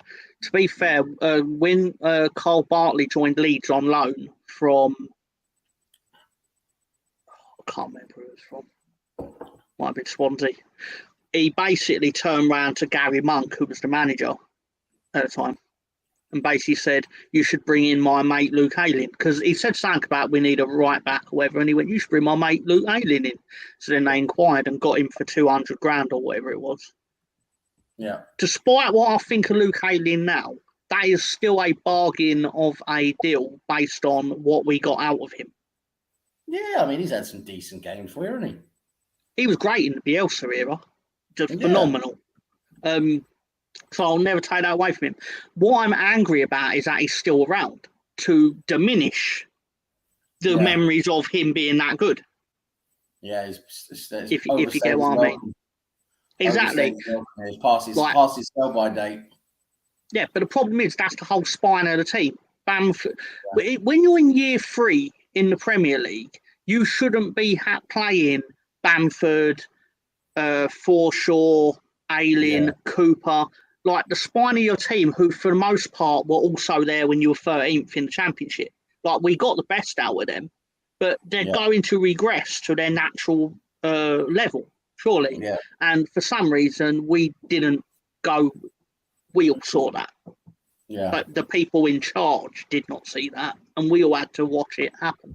Goal at Swansea, 1-1. Well, I'll be right back, guys. Just gotta step out for a couple of minutes. No problem. Goal from, it's not said who the scorer is at the moment, but so let me do the thing with the thing. Where's Swansea on here? Yeah, Swansea.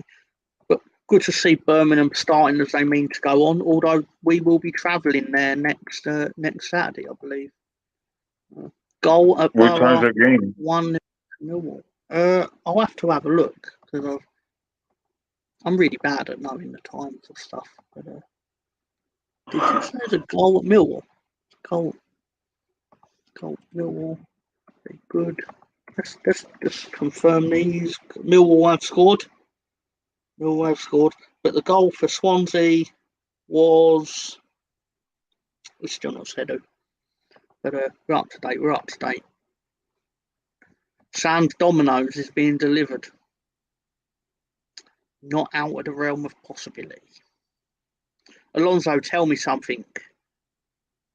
Mm-hmm. Wait a minute. You turn every question into your life story, but then I'll go, Alonso, tell me something, and you have nothing. Outrageous. Off the top of your head, right now, tell me something. Right. So I'm watching. Okay. So we're at one point Blackburn being a powerhouse, And I remember someone told me that they just spent all their money and basically went broke. Is that correct? That's Then not they had, far then off they had, what happened. then they had It Alan weren't. Shearer at one point. They did, yeah. It wasn't so much Okay. they went broke. It was more the fact that they spent a lot of money in early 90s, and cut a long story short, they were buying players for about £3 million. But that was in an era where if you were that now would be like buying a player for 80 million.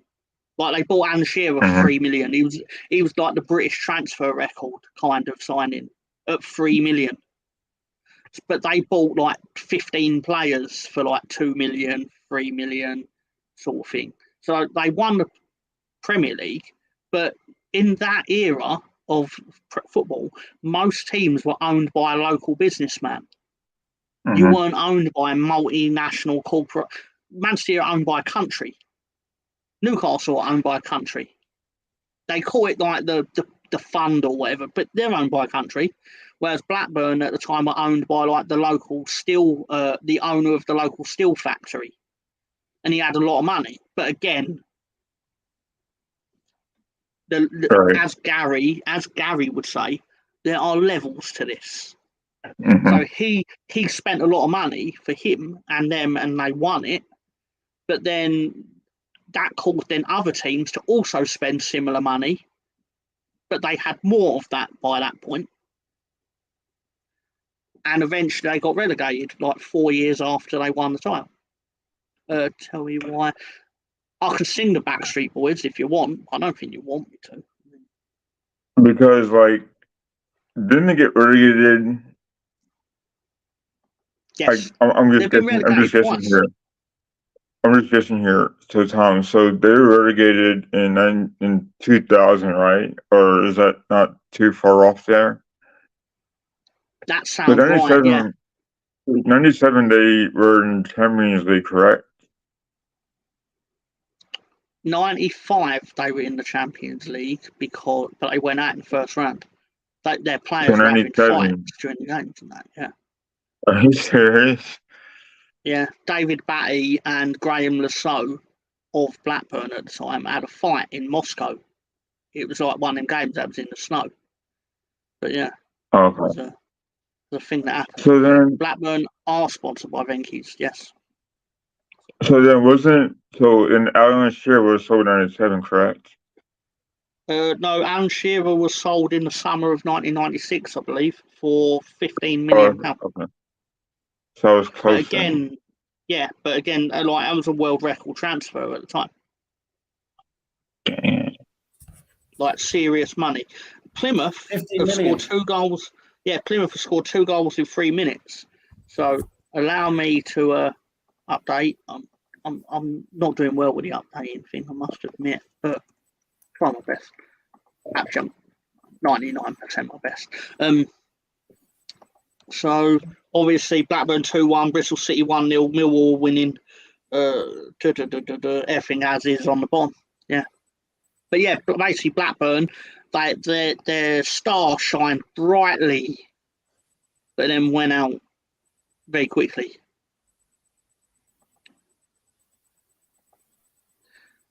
When they got relegated in 2012, their fans live chickens on the Ewood Park pitch. Yeah, why not? Why not? Let them get out But there and local graze it. KFC was thrilled because they were like, "Oh, Yeah. we can get some free resources." But Chicken Tom, tonight. whenever City beat them, right? And oh yeah, wasn't it? Oh, never mind. I was confused by Queens Park Rangers, but Blackburn got relegated by who? Was it City or was it United? Can't remember. No, QPR got relegated by losing to Manchester City. Oh no, Okay, that's QPR what I were thought. already No, QPR were already relegated at that point, if I remember Okay. rightly. But obviously they were in front. And then 1 second, BX Gunner has said if Kane fails to add anything shy of a Champions League medal at Bayern, it's a failure to me. It won't be a failure to him if he wins the Bundesliga. Yeah, because he's probably winning trophies is probably a novel concept to him. He gets to see all his mates in England team do it. Did he get sold? Not yet, no. Close. Okay. He has said, he's basically said if it's not done by the time the season starts, he's not interested and he'll just stay at top. Oh, already safe. Fair enough. I knew the result didn't affect. I knew the result didn't affect QPR's season. Okay. Fair enough. Right, this guy's laughing. Yeah, we already done this, Mr. Ryan. Who saw Onana get lobbed today? Yeah. 50 yards out. We've already done this, Mr. yards. Ryan. We've done it, yeah. Been there, done that. Is Ryan doing a stream? Because last year there was a game where he, if I remember rightly, he managed to live stream my reaction to Leeds getting fucked, basically, onto his channel. Could you imagine Harry Kane? The Arsenal game. Could you imagine Harry Kane on the free and King of Arsenal? Yeah. That'd be funny, man. And put us on Campbell. Really? Okay. Tottenham with Kane are a serious contender again, especially with Maddison. No, BX is high. He's either high or he's joking. Serious for what? BX with the jokes. No, I'm not being fooled by this a second year in a row because I remember sitting on the stoop on Friday night and everyone sitting there being like, oh, Tottenham have got Richarlison now. They're making serious moves. Yeah, serious moves where he scored he scored the same amount of Premier League goals as Junior Firpo. You can sit there telling me Tottenham are a threat. Richarlison scored 1 goal the whole season. Or did you manage to scrape 2? He's right. Have a word with yourself. Tottenham new manager bounce. Yeah, which one? How many bounces are they due? that manager no one fucking knows anything about. Yeah. New manager bounce. The one thing I will give that and is they asked him in an interview because obviously he spent time in the J League, I believe, and he happened to sign 4 Japanese players for Celtic. So they started trying to make obviously a story of it, like, what is it with you and Japanese players? He's like, I signed 4 football players. They went, yeah, but they're 4 Japanese football players. He went, yeah, but they're all 4 different personalities. Like, all Japanese people are not the same. I thought, you know, one Japanese player that I remember from Celtic was Nakamura. He was very hit, man. He had an awesome free kick on him. He did. Do you know what his first name was as well? Shinsuke? Yeah, same as the exact same name as the wrestler. Yeah. Ben White scored more goals than Richarlison, and Ben's a right back. Yeah. True. Yeah. It's true. Ben White can go fuck himself, though. That's so, true. That's true. Don't you talk bad about Ben White here. I say, sir, I will besmirch the good name of Benjamin White. You listen to me, you lactose intolerant little cunt. Don't you tell me anything bad about Ben White, or else I'll slap that aerodynamically perfect head of yours straight through that window. There's nothing I can say to that. But I will. Go fornicate yourself, Ben White. Anyway. Didn't their manager manage in the Scottish Plumbers League? Speaking of Scottish plumbers and Bayern Munich, where the hell is Stefan Herentonio writings? Where is he? Is he scouting the 100 teams he supports? We haven't seen him for a while here, have we? It's been quite a He must be on atmosphere. He must be on the world tour. But you know what? I haven't done my weird football team of the week. Isn't he? He's a pornographer. He's a dirty little pornographer. He might be out pornographing somewhere. He must be scouting the YouTube comment sections for ladies to send a link to his writings. He's looking for ladies with some girth. Let me tell you something. Let me tell you something, brother. So I'll go back for you. Alan, we'll go through this. I'm stoned. I'm not that stoned. I didn't say they would win said anymore. that they're big serious contenders. What are they serious contenders for? Nakata too. He was good. He played for Roma, I believe, in the year 2000. I like Ryan's comment. The next one. Take that back, Tom, or we'll get Gary to discipline you. I'd be thrilled, really, because I usually pay for that. So if Gary's willing to do it for free, then I can spend that money on things that ain't cheap. Haven't seen Stefan in a few. It's true. Question for Tom. Which team did Ben White score his first Arsenal goal? Let me ask you a question. Which gooner from Canterbury should go fuck himself?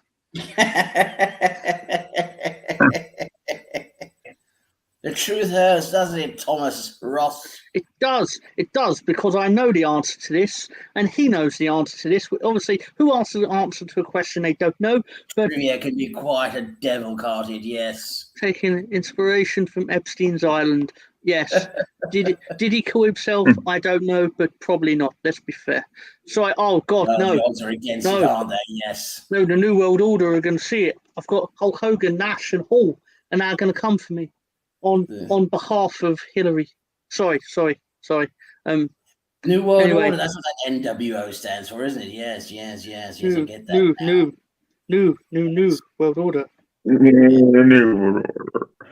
I thought this was a nincompoops wankers organization. But you never know. That's what it stands for in my book. Yes. NWO. Alonso, wankers organization. Alonso, do Macho Man say in WrestleMania? I know you like doing the voice. Macho Man, yeah. He does it all the time, but now he's all shy. Does it all the time. Doesn't need any encouragement, but then you give him encouragement, and he's like, "Oh, I'm so bashful." Give me a second. You can't do it when you're laughing. Can't do it when you. Yeah. Oh, you need to be calm, do you? You need to have a little calmness. All right. Well, let's from this Brentburn offsides. Like this. WrestleMania, oh yeah. WrestleMania, oh yeah. Oh yeah. Snap Let into me the tell Slim you Jim. something, Hulk Hogan. Hulk Hogan, let me tell you something. Oh yeah. I wish Gary had pressed on the show at that moment. He'd be like, "What have I done to my show?" So we're still waiting for your answer still. Sam and Tom, in my opinion, right, the only wrestler that could do a better impression of Macho Man is Booker T. Oh yeah. Yeah, if he had, I think he has that charisma that Macho Man had, and I don't know. It's just something to think about, I guess, because he was pretty charismatic as well, especially when he came into WWE. He was very charismatic, especially that bit he did with Goldust. Yeah. Okay. What's going on in the championship? Are there any? Preston have scored. Preston have scored. Preston have scored. At the end now. At the moment. What I'm interested in are the championship. So I just wondered if the championship are going to start adding time on like the Premier League is going to. I don't give two tosses about 9 minutes. So West Brom and Blackburn went for 9 minutes extra time. Oh, so they are. We are in, we're basically in injury time now in a lot of games, although Stoke is in the 87th minute, but a lot of games are in basically 90 plus 6. So Yes. goal at Preston. Wow. Preston scored. Preston scored in the 86th minute. Will Keane, not to be confused with his cousin Will. He's well keen, isn't he? He's well keen. You got a request, Russ Morgan. He wants to hear your Ric Flair impression, and he means vocal impression. You don't need to cut yourself and make yourself bleed all over your shirt.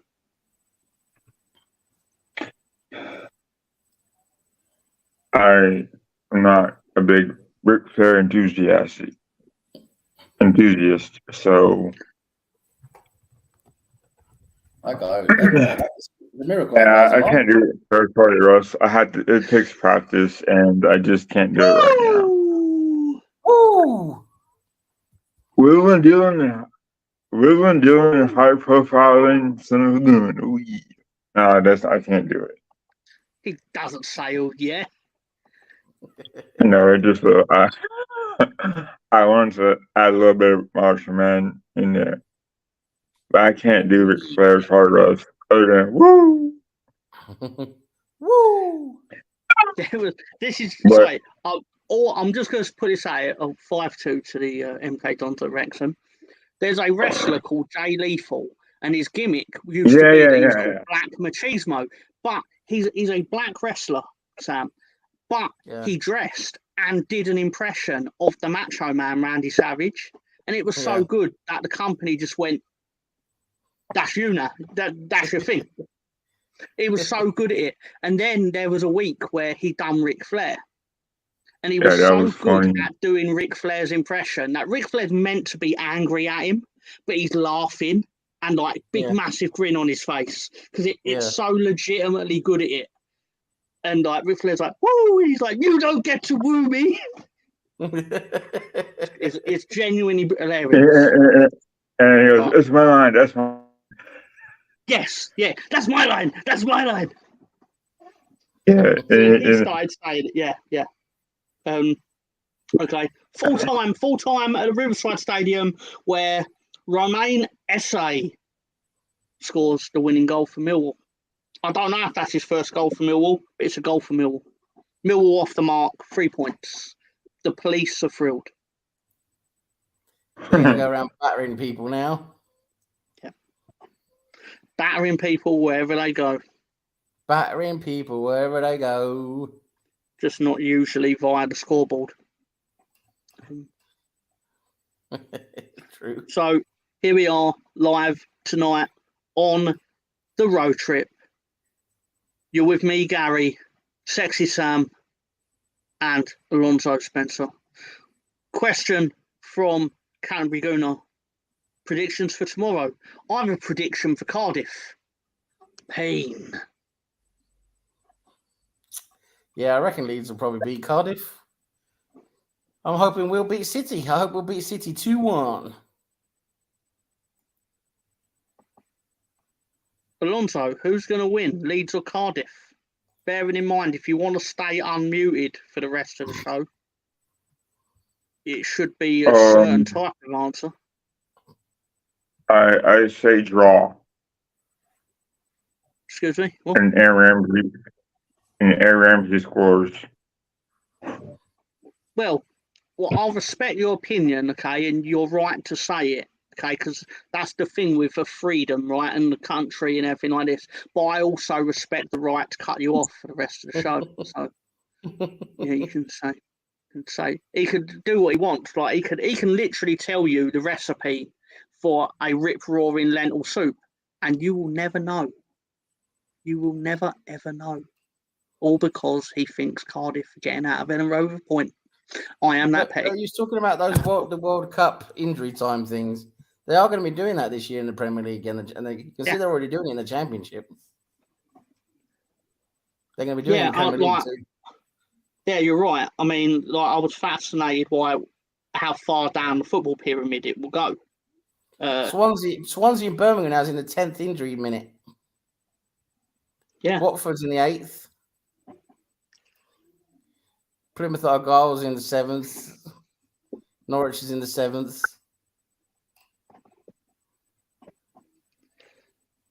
I was very upset The one thing I will say about myself is I don't have a good poker face. All right, my true feelings are always written on my face.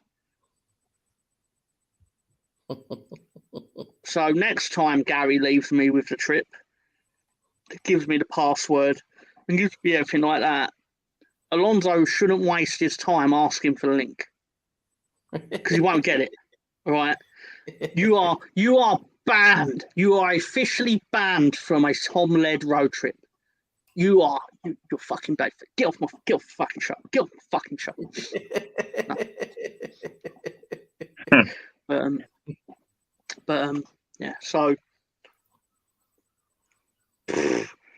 any injury time goals? No. They'll just pay you in out. Norwich is in ninth minute. Yeah. Watford's the thing I in the do 9th agree minute. with the time wasting, right, or with the injury time, I do think eventually it will teams just won't time waste because there'll be no benefit to it, and they'll realise it. So eventually you will just get games that actually where the ball's actually in play for more than it usually is, because they're just going to add it on. So you'll be out there for even longer. Is that every game now? Supposedly. I'm really pleased with it, but my issue with it, my only issue is they should probably start the football matches earlier in midweek. Like start the game at 7 instead of, they already do it with the paint trophy. It was like an experiment. The paint, what do I call it, the paint trophy? The Papa John's, the Pizza Cup.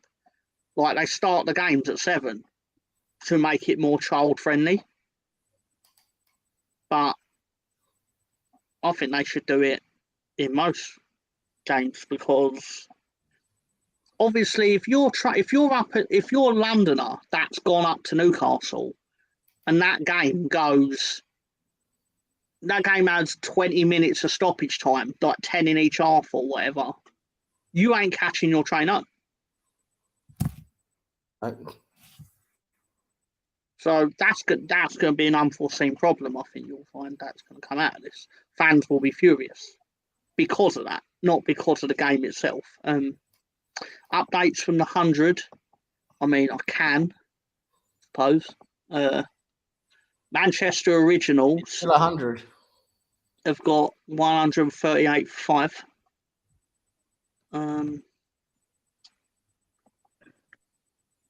I believe they've played 16 overs, so that sounds right. Yeah, so they're finished. Now waiting for the London Spirit to come out. Now obviously we're all rooting for London Spirit because, well, fuck Manchester. And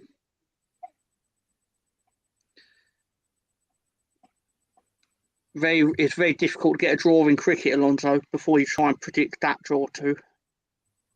Okay. Because I know you've got draws on the brain. Right, we're nearly there with this. There's only one game now that's still going. We're nearly there now with all the games finished. Yeah. According to live score, West Brom and Blackburn are still going and Stoke are, but I'm guessing Blackburn's finished on your end. Yes, Blackburn's finished. And we've only got Stoke and Rotherham left now. They're in the 6th minute of added time. I'm a bit upset that I'm going to have to watch the EFL Championship highlights tonight before I go on the air for the full Nelson. What time are you starting the full Nelson? I'm starting it at midnight. I know I usually do the live watch on at 12:45, but I figured take a bit more to get settled in and stuff and be more accessible. But you guys, you know, people on my show just stream in when they feel like it anyway. So don't know, Alonso. Do we have any pictures I can comment on? Yeah. I do have pictures of the card. I mean, I can't bring them up now because I'm on Gary's stream. No. But I'm just saying you got pictures for me to comment on because I only comment on pictures. I'm not watching any of the wrestling, am I? No. Everyone gets all 3 points. I thought about SummerSlam 97, and those one of the matches, Undertaker and Bret Hart, that makes you still pretty upset that Shawn Michaels pushed the Undertaker, I think it was, in that match, Bret and then Hart, cost no, him. no. Bret Hart spat at Shawn Michaels, so Shawn Michaels Oh, swung the that's chair right, in. yeah. Bret Hart ducked, and it clattered the Undertaker. To which Shawn Michaels then immediately went, "Oh shit!" That's right. Because he knew he was in for it, and he was, and he got battered. Yeah. So that was the thing. Right. It'll be Tom, great fun. Yes, sir. all the games are finished now. The championship. Shall I read the scores? You know what, Sam? I'm going to bring up the thing, and then I'd love you to do it in your best final score voice, please. Right. Doing Ireland. So the English Football League Championship today. The results are in: Plymouth Argyle 3, Huddersfield Town 1, Blackburn Rovers 2, West Bromwich Albion 1, Bristol City 1, Preston North End 1, Watford 4, Queen's Park Rangers 0, Norwich City 2, Hull City 1, Stoke City 4, Rotherham United 1, Swansea City 1, Birmingham City 1, Middlesbrough 0, Millwall FC 1. They are the results today. Thank you for that, Sam. I have found something you might find amusing. I don't know if it's going to show up, but the Grimsby AFC Wimbledon match has gone to a 15th minute of stoppage time. Wow. Hey. Wow. 15th. Who do they think they are? England versus Iran at the World Cup? That's crazy. But it's good though, because it should stop them from time wasting, right? It should make them stop that. BX Gunner's firing out the comments right now. We'll get to the first one first, then do the second one second. Are City losing Bernardo Silva? And Well, there is a retiring, chance. or was it David Silva? There's a chance Bernardo Silva could be going. There's a couple of other players that they could be losing City. But we'll see. How often? Are City losing Bernardo Silva? Did Maguire scold Onana? Because he got told off by him, didn't he? Like, you're shit, you're out of position. He should do the same thing to him. Time will tell. That's very grim news indeed. And then Ryan, the Mr. Arsenal podcast, saying, do you want a programme from tomorrow's game, BX? I've got a question for you, Ryan. Who's hosting your show tomorrow?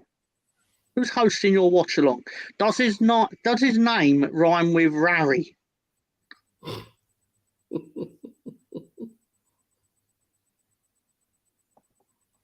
Also, don't forget that tomorrow we will be doing a episode of We All Love Leeds, which will be a review of Leeds vs Cardiff. Ooh. Fun and games as always. Actually, it's a totally serious football discussion. Wow. 100%. 100% serious. 100% serious. With the coolest graphics in the world, Matt. No, it's fine. I had nothing to do with it. Nothing to do with it. I very little. I basically complained about, like, I was like, no, I want this, and this. And then they didn't give it to me. So I was like, give me this, till I got it. Anyway, can I get a hell yeah? Hell yes. Go on, Alonso. Hell yeah. Yeah. The host is Rary. Rary. If Gary was in the Mario universe, his name would be Rario. Rario. That don't work at all. Anyway, awesome, Ryan. Thank you. And he is hoping you can join him on the stream, so he's not alone. That's simply not true. I'll tell you why that's not true. Is because Gary will quite happily stand there and just repeat word for word what he's watching. Yes. He does a running commentary.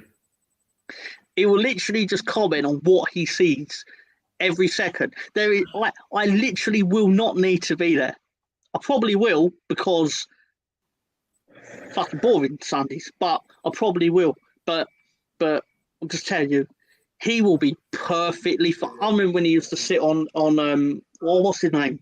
Scott Mason's show, where it'd be like, and Gary would be sat there with all the graphics and stuff.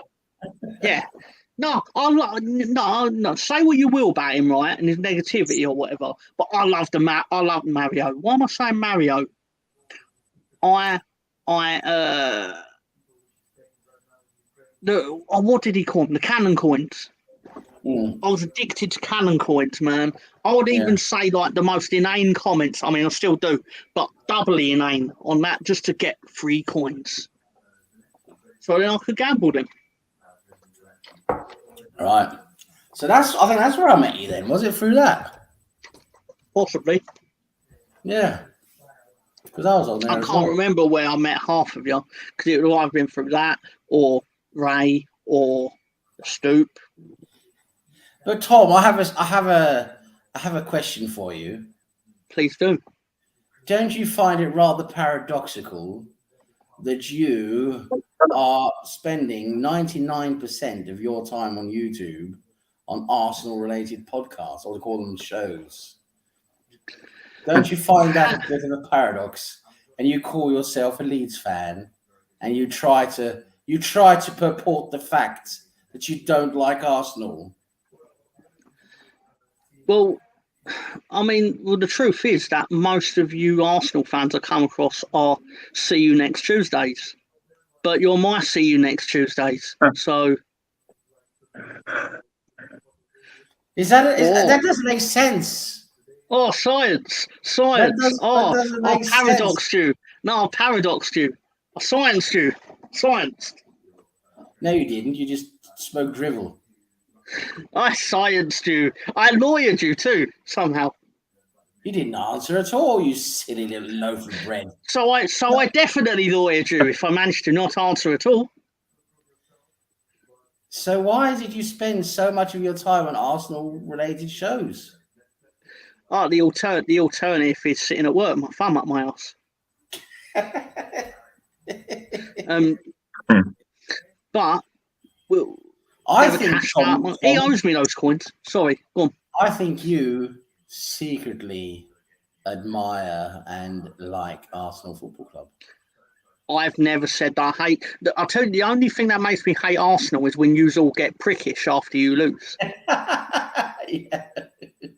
But the club, I've never at any point said I hate the club itself because you basically, your team doing well meant all the teams I hated did not do well. Therefore, the enemy of my enemy was my friend. Yeah. But you are all pricks when you lose. I sat there. I know. There's so many people just completely melt. I'll point out something that's factually true about the game, and then people will be like, but Leeds ain't good, are they? I went, that's not what we're talking about. I can happily tell you 15 different reasons why Leeds suck, but I still don't explain why you fucking lost to Sporting Lisbon. You know what, Tom? And I also love the way you put things into perspective. Like, for example, for Leeds, and I don't mean any offence with this, but, you guys really struggled and had a bad season, end up getting relegated. And, for most fans, that is an absolute it's not offensive, it's facts. Horror to experience. It's an absolute horror to experience. I can only imagine. But I'm just, I love the way you put it into perspective. Like, it's like Arsenal fans are melting for not scoring 5 goals against Nottingham Forest. It's like, it's reprehensible. We can't score 5 goals. We don't have someone who can score 4 goals in a row. And it's like, you get so pissed off. It's like, how can you moan against how can you moan at not scoring enough goals? You're still winning the game. You still do this, do that. I'm a prick in general, Stan. When you're supporting a team, you're struggling to even win a game. It's like you say, put things into perspective like that. I think it's really funny. And then they go, there's levels to this. So I went, I don't give a fuck what levels there are to this. If you're acting like pricks, you're acting like pricks. And yeah. Oh, right, Mr. Torres are a prick. We Leeds lose. Yeah, no, I'm a prick when we win as well because I fucking brag about winning. Yeah. I'm just a prick. Yeah, you get a bit sore when Leeds lose, but that's fine. That's part and parcel of being a fan. It's true. It's true. Yeah. Ryan. And what's that? We saved them for 5-0 wins. When did you beat Leeds 5-0? You only scored 4 us when we were playing 15-year-olds. Good, it's funny. It's funny because it has a hint of it could happen. It literally can't happen because we can't play you. I say that, but then our balls are always stuck together in cup draws. So yes, we'll probably end up playing Arsenal. You did not get me. You'd have had me before, but you did not get me there. Science. Anyway, if Arsenal had Bielsa, could he have had as big an impact? Yeah. I think Bielsa will win or achieve things with any club he manages. That's how good he is. Bielsa at Arsenal, yous would have been very happy when you're on the ball. Yeah. When you're off the ball, you'd be like, not sure I like this. Yeah. But so Russ Morgan says Slough lost 2-1 away to the favourites for the league. So Slough losing 2-1 again. Who's that? Is that the Dagenham Doggers or something then? Or who's that?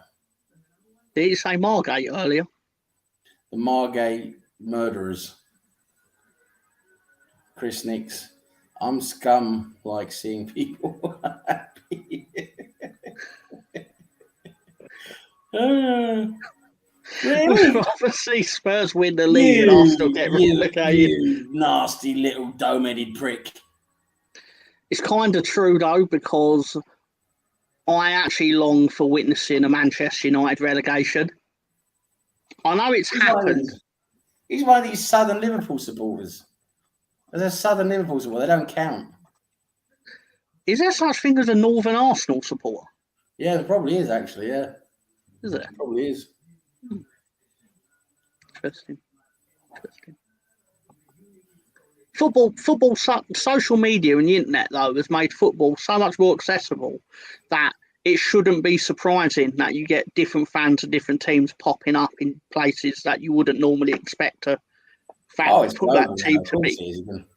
Of course it is. I'm just saying traditionally it's a bit weird, isn't it, to have people from the south supporting teams in the north? I'm just, that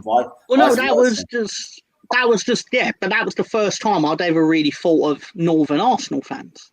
Yeah. I can't think there probably are, but I can't think of one. Yeah.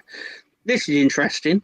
Stan loves it when they show the kids balling at the end of the season because they've been relegated. It's almost heartwarming. Right? This is genuinely relevant. This is reminding me of something. When Leeds got relegated in 2004, there was a child crying, right? And very prominent. He was crying. So when Leeds got promoted, all the media broke their fucking backs to try and find that boy. Oh, nice. And they did. And I can't remember anything about him. He might well be a sex offender, and he probably ain't a sex offender. Was he a druggie under a bridge somewhere? But I wonder if they then try to find him crying again over the next relegation. How nasty! I don't think they'll be. It's like, can we see you crying again, mate? Yeah. We're like, we only managed 2 seasons.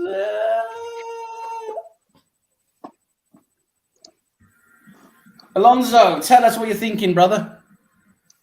And that little boy grew up to be me. It didn't. But I'm watching a Rangers game right now.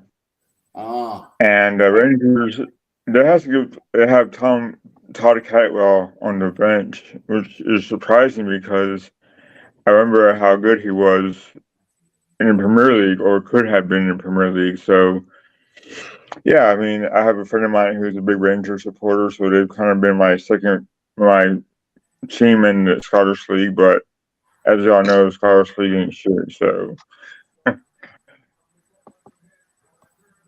but you know, it is what it is. No, proper arse licking now. Stan, remember when Leeds got relegated in 2004? It's a grown ass man breaking down because Leeds was shit. Stan, let me just make the same joke you just made, but change it from a boy to a man. And he's probably next going to say that man was Mr. Tom. Like the little boy that everyone said was Mr. Tom, because Mr. Tom's the only one who gets upset when Leeds lose. No, I do get upset when Leeds lose. But come on now. Some originality. Yeah. Anyway, so grown men arguing with teenagers about their football teams, hilarious. England goalie Jack Butland making his Rangers debut today. Todd Cantwell, you said as well, didn't you? He was meant to go on to big things. Yeah, he's on the bench today, which is surprising because, you know, I think at one point, I think some Arsenal fans, supporters wanted Tom Cantwell at Arsenal at one point. So I don't know if Rangers is a step below that, but you know, he has to be playing, starting at least. So, but yeah, Jack Butland playing for the Rangers is kind of different, I guess. He probably got him on the cheap, I'm assuming. So, but good for him, I guess.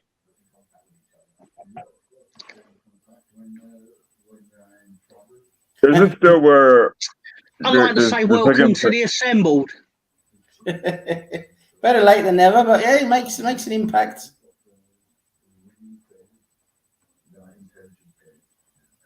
But isn't it where the second place team gets Champions League qualifying in Scotland? Yeah, that's true. I believe that's true. Yeah, because they were both in the Champions League last year, and they were both shit. Embarrassingly shit. I remember whenever Rangers beat United back in 2013, I think it was. 2011. And my team were embarrassing. My team were embarrassing, so I can point at another team and say they were also embarrassing. I am an expert on bad defending because I've watched about 5 years of it. Actually, that's not true. That's not true. It's about 2-3 years. We were good at defending in the Championship, believe it or not. Assembled,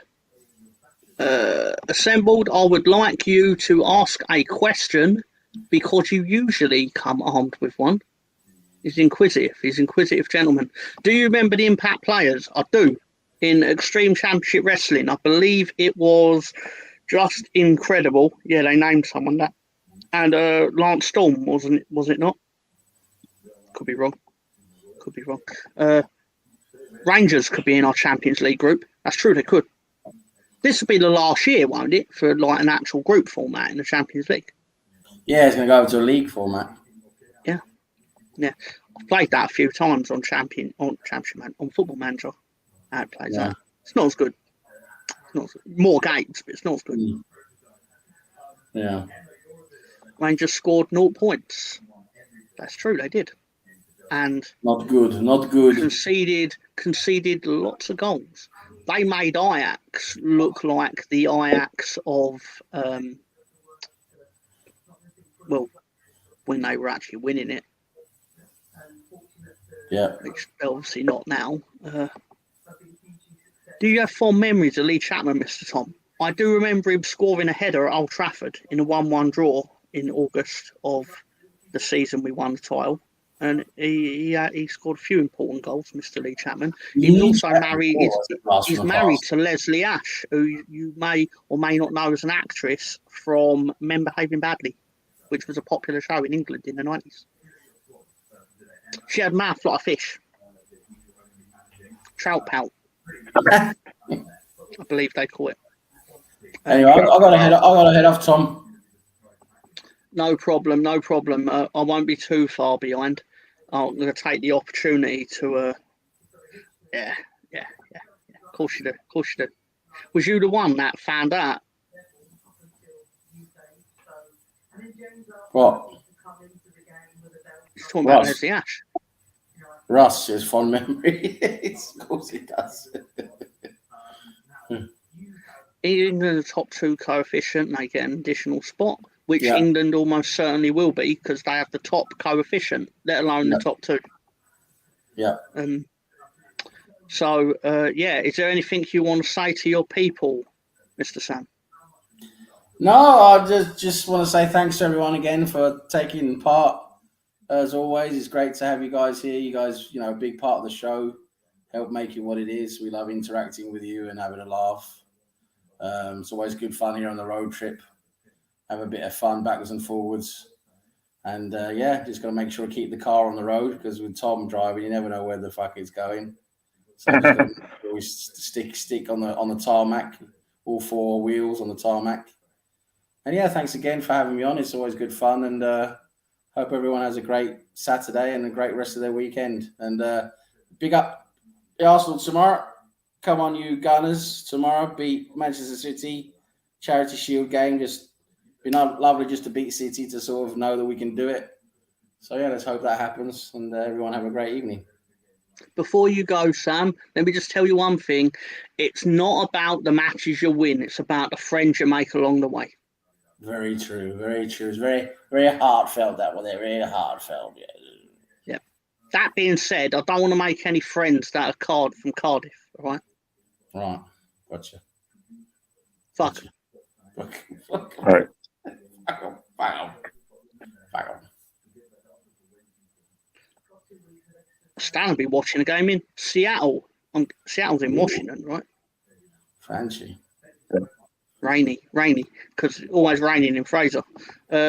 Also, we remember him, if not mistaken, did Arsenal sell him to Leeds? You did not. You sold him somewhere else. He played for about 5 clubs, and then he made his way to Leeds via Nottingham Forest in 1990. Anyway, I'm going to head off, guys. No problem. Again, won't be far behind. You got a lover in Russ. You got love in Russ. What's he? See you later, guys. Have a good evening. Bye-bye. Alonso, have you got anything to say for your fans? Yeah, I just want to say thanks for having me on, Mr. Tom, Gary, wherever you are. Good to be on your show. This is my first time being on the road. Thanks for everyone in the chat for being here. I know it's a Saturday. And look forward to being on the Full Nelson's podcast tonight with you and Tony and Russ and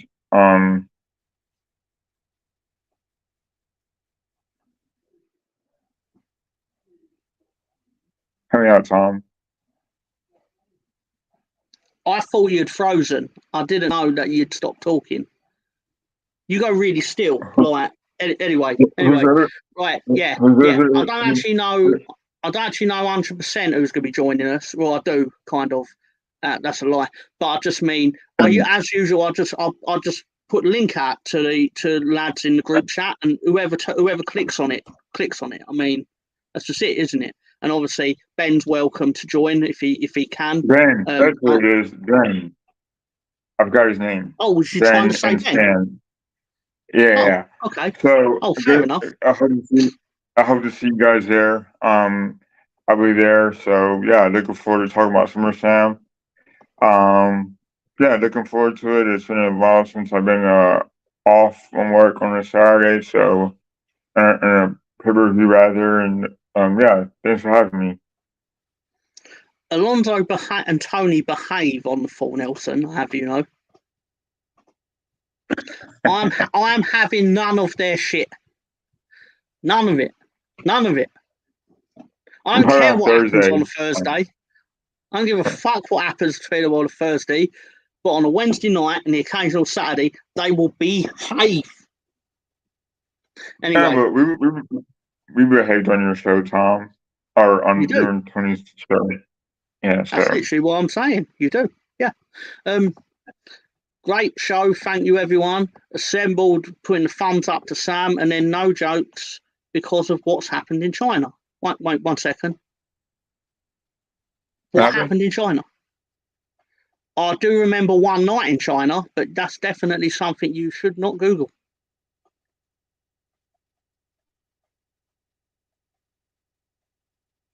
reference to China, the wrestler. The Oh, homemade porn, innit? She made a porn called One Night in China. Anyway, good stuff, everyone. On to tomorrow now. Wembley. I didn't do the chart properly. There's floods in China. Well, obviously, I don't condone anything bad happening to anyone seriously. I mean, that sounds awful. But I do now feel doubly proud that if I get Chinese for dinner, then hopefully that money will filter its way back to China to help in some way. I mean, it won't. I'm sure they'll just pocket it, but hopefully, like, even if 25p goes to the... When there's something to do a tactics truck on, I will. They've actually... Gary actually made a video for the tactics truck, but I won't play it because I'll let him... He obviously made you very proud of it, probably. I'll let him debut it. He'll be upset if I don't play the outro, actually, in hindsight. I've got to remember to do that. Because he once said, you didn't play the outro when I left. He's like, fuck off, Gary. No, not really. Not really. I didn't swear at Gary. That'd be rude. China. Yeah. He did. He tried to set you up for a D's nuts strike. He's not been on the ball with his nuts lately. I think it's fair to say. I think he's getting a bit shy. That spotlight's on him. Been like, oh, like Alonso, what do you think about blah blah blah? What do you think about the economic climate? What do you think about the Soviet Union revealing themselves again? well, here in the Texas area, it's harder than these nuts.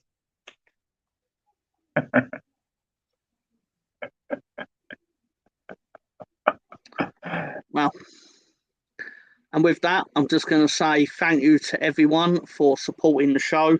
It means a lot that obviously when Gary's not around, that you still enjoy your Saturday dose of nonsense. Because they might not have. They might be like, I'm only going to watch this if Gary's here, and it's like quite clearly not the case. So they got you and I, Tom. No, seriously, it's flattering, and I'm honoured that obviously people still give it a chance and give it their time and stuff. But what I will say is, let me delete the live scores. Gary's got, yeah, that's the thing.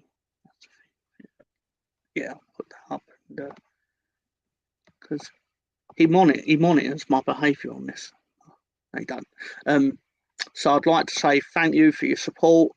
You know what? If you know other Arsenal fans, tell them about the show, because it'd be nice for Gary to have a bit of spike in growth, isn't it? I mean, it'd be really cool for him.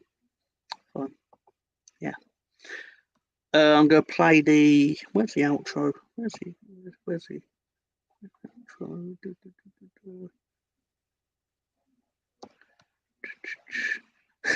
His quick outro is 20 seconds and his full outro is 28 seconds. I wonder what the 8-second difference is. We'll find out. I'm going to do the 28-second one, obviously. But yeah, so have a good night, everyone. Obviously, feel free to join the Full Nelson later on tonight for the biggest party of the summer, as they always call it. SummerSlam 2023. Alonso, who's going to win, Roman Reigns or Jey Uso? Jey Uso. Really? Okay. I think so. Okay, cool. No problem. I'm putting out the tweet, by the way, with all the picks. So you need to get them in quick. Okay. Quick.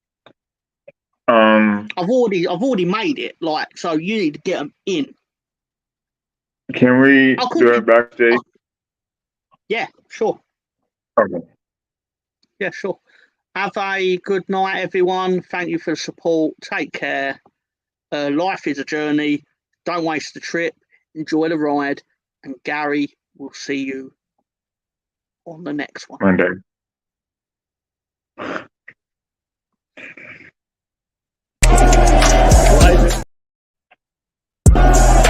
Life is a journey. Don't waste the trip. Enjoy the ride. There you go.